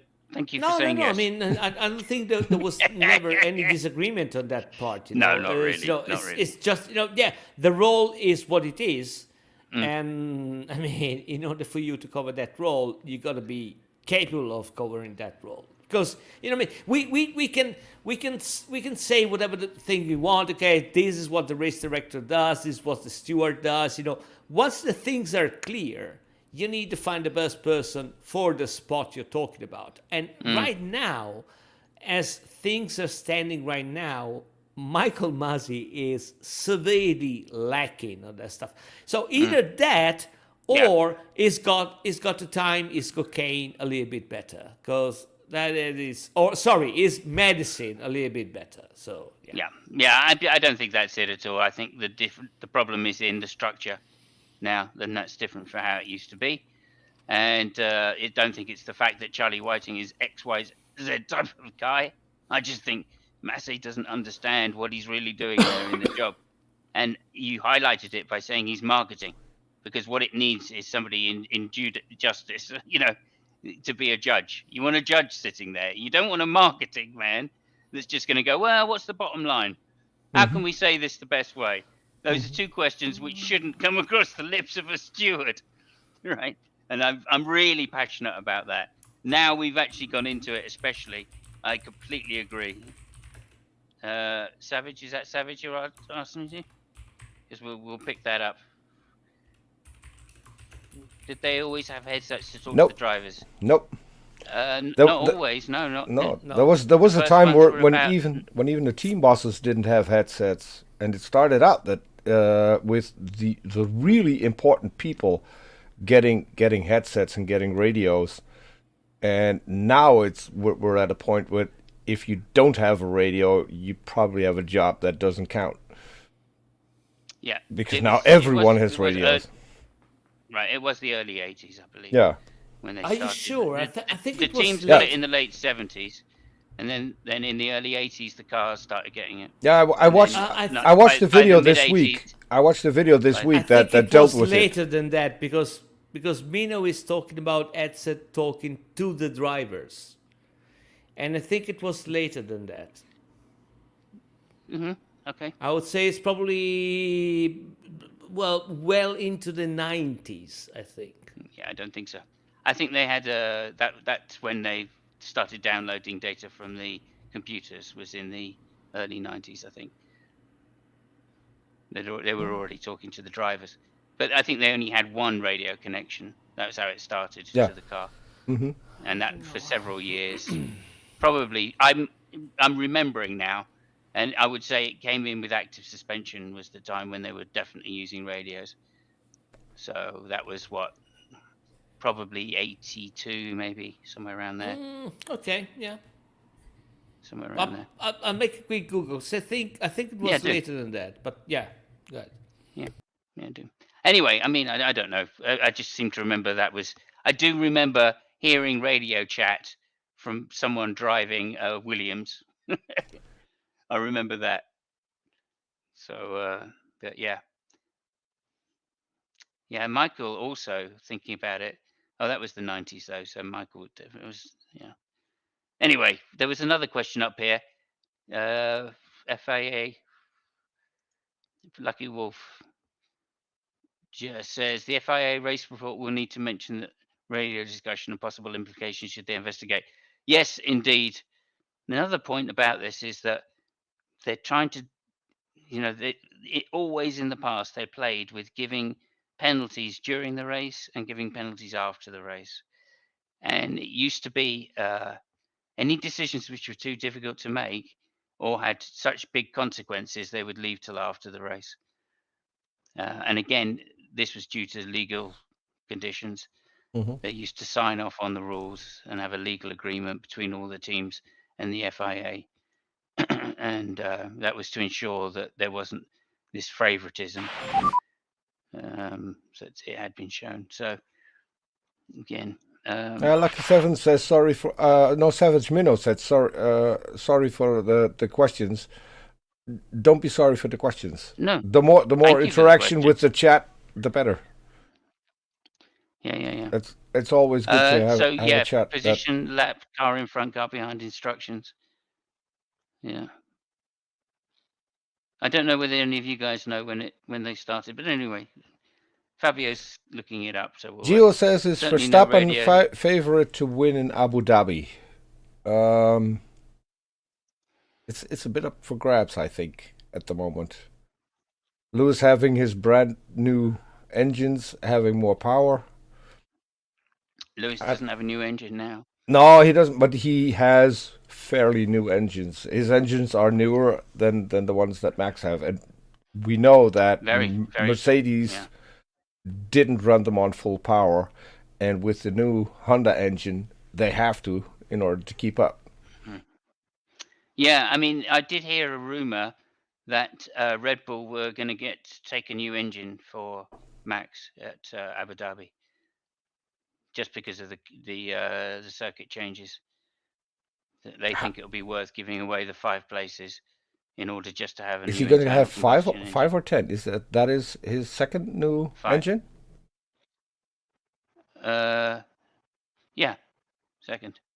Yeah, then it's 5.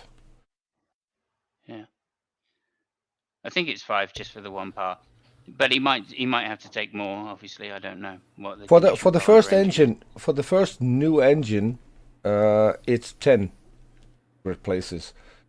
Any engine after that, it's 5. Oh, okay. Yeah, this is the second then. Yeah, I know Lewis is taking 5. I also thought, as a consequence, then probably Lewis will, if Red Bull do. That would be again a wee prediction. And again, I think it would be well worth it. Go ahead, Fabio. No, sorry. So apparently it became used in the 90s. Oh, really? Yeah. No. And the reason why I was pretty sure is that we tried to do the same thing with the motorcycles.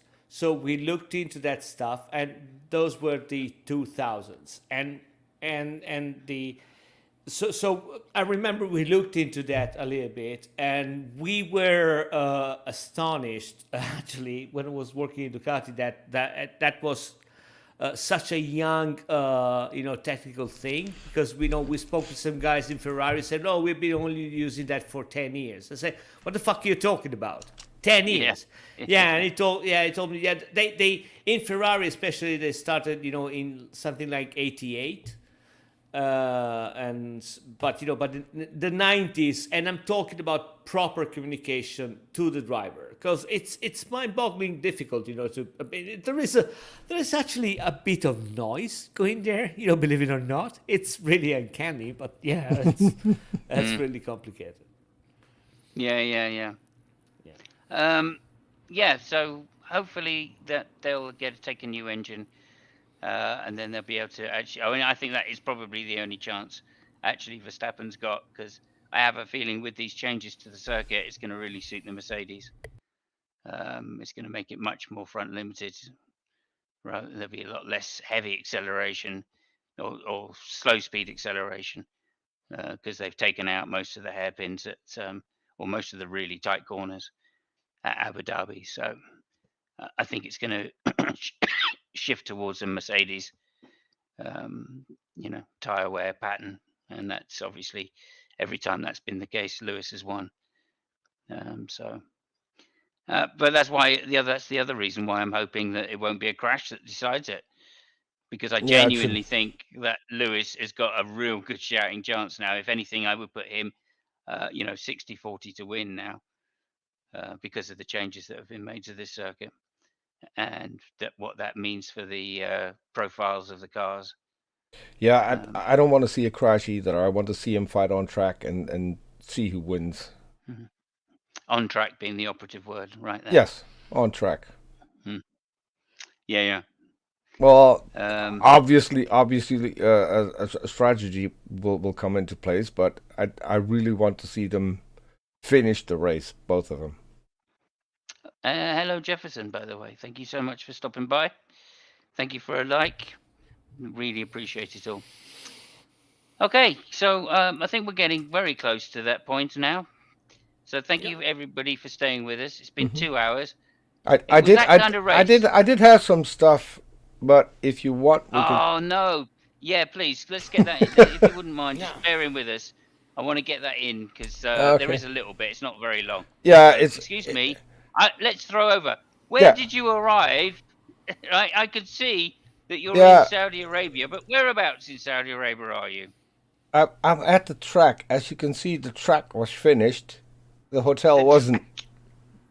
Yeah. Okay. They finished the track in time. Building this track 6 months ago. Yeah. And I do have to say, one thing we didn't mention, and that is the sad passing of Sir Frank. Oh yeah, for sure. Which obviously is a great loss. When I got here, I tried to blend in. I usually wear black, but I tried to blend in and wear the same thing that all the guys wear here. And so what happened then was that everyone greeted me, and the first thing they said was Frank. And I thought they wanted to talk about Frank Williams, but yeah, obviously it had to do with my costume a little bit, and I found that out a little bit later. But so, Frank, do you want to talk about the race? You can talk about anything you like, Peter. This is your no, the race. What? We haven't covered the race yet. Let's talk about the race. Yeah, please. Yeah. So there was a race here in Jeddah. And the race, yeah, okay. The race, yes. So for here, it was the race.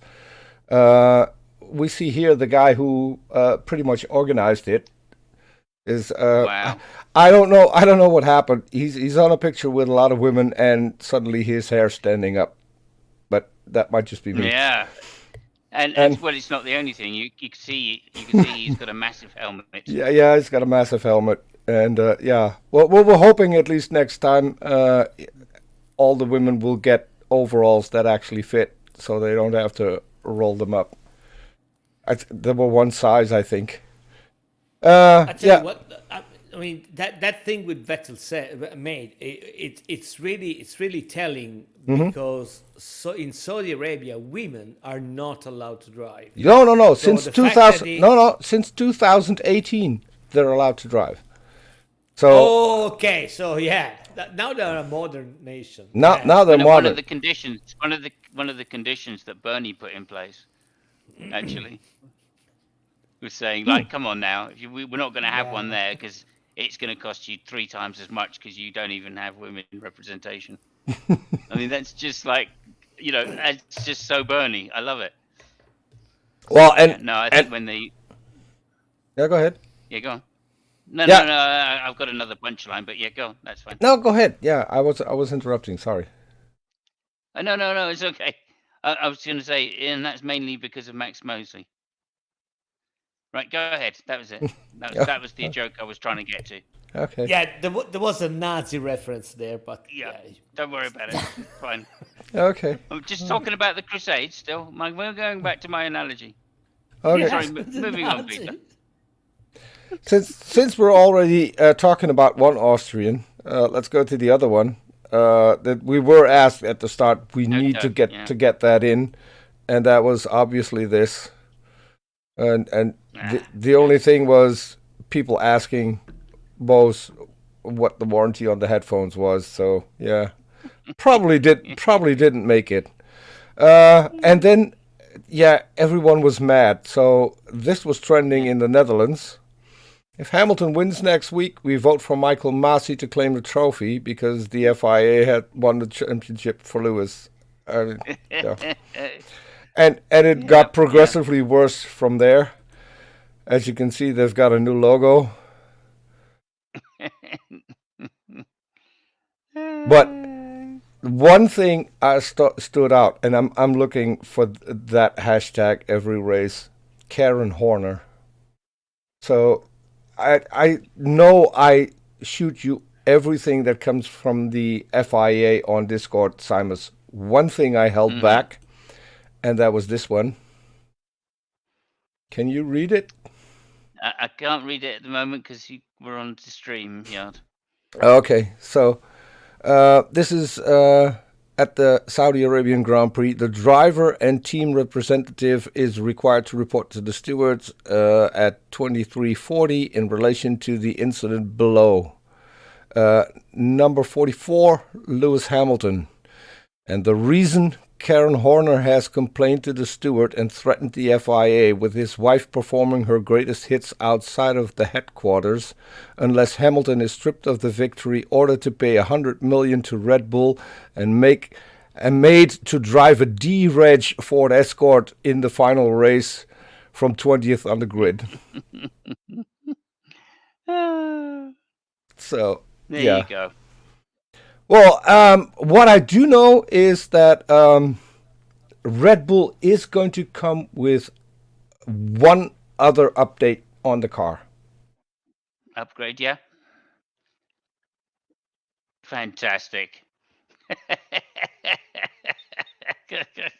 Yeah.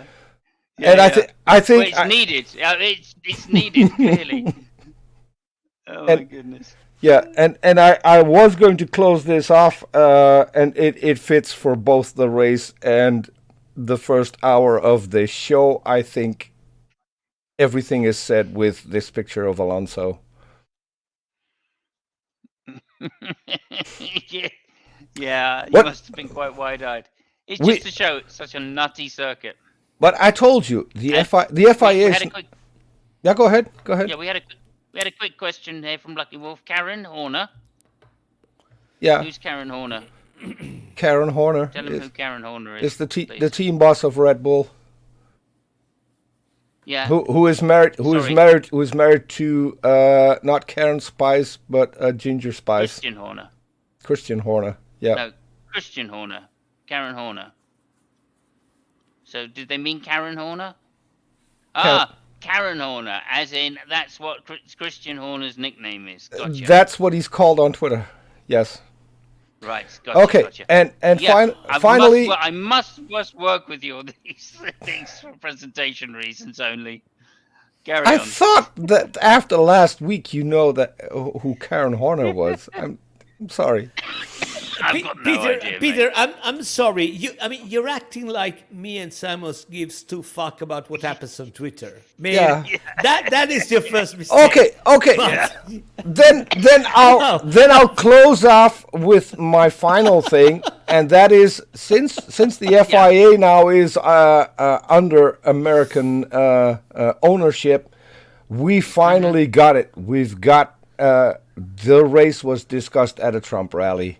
And I've got footage of that.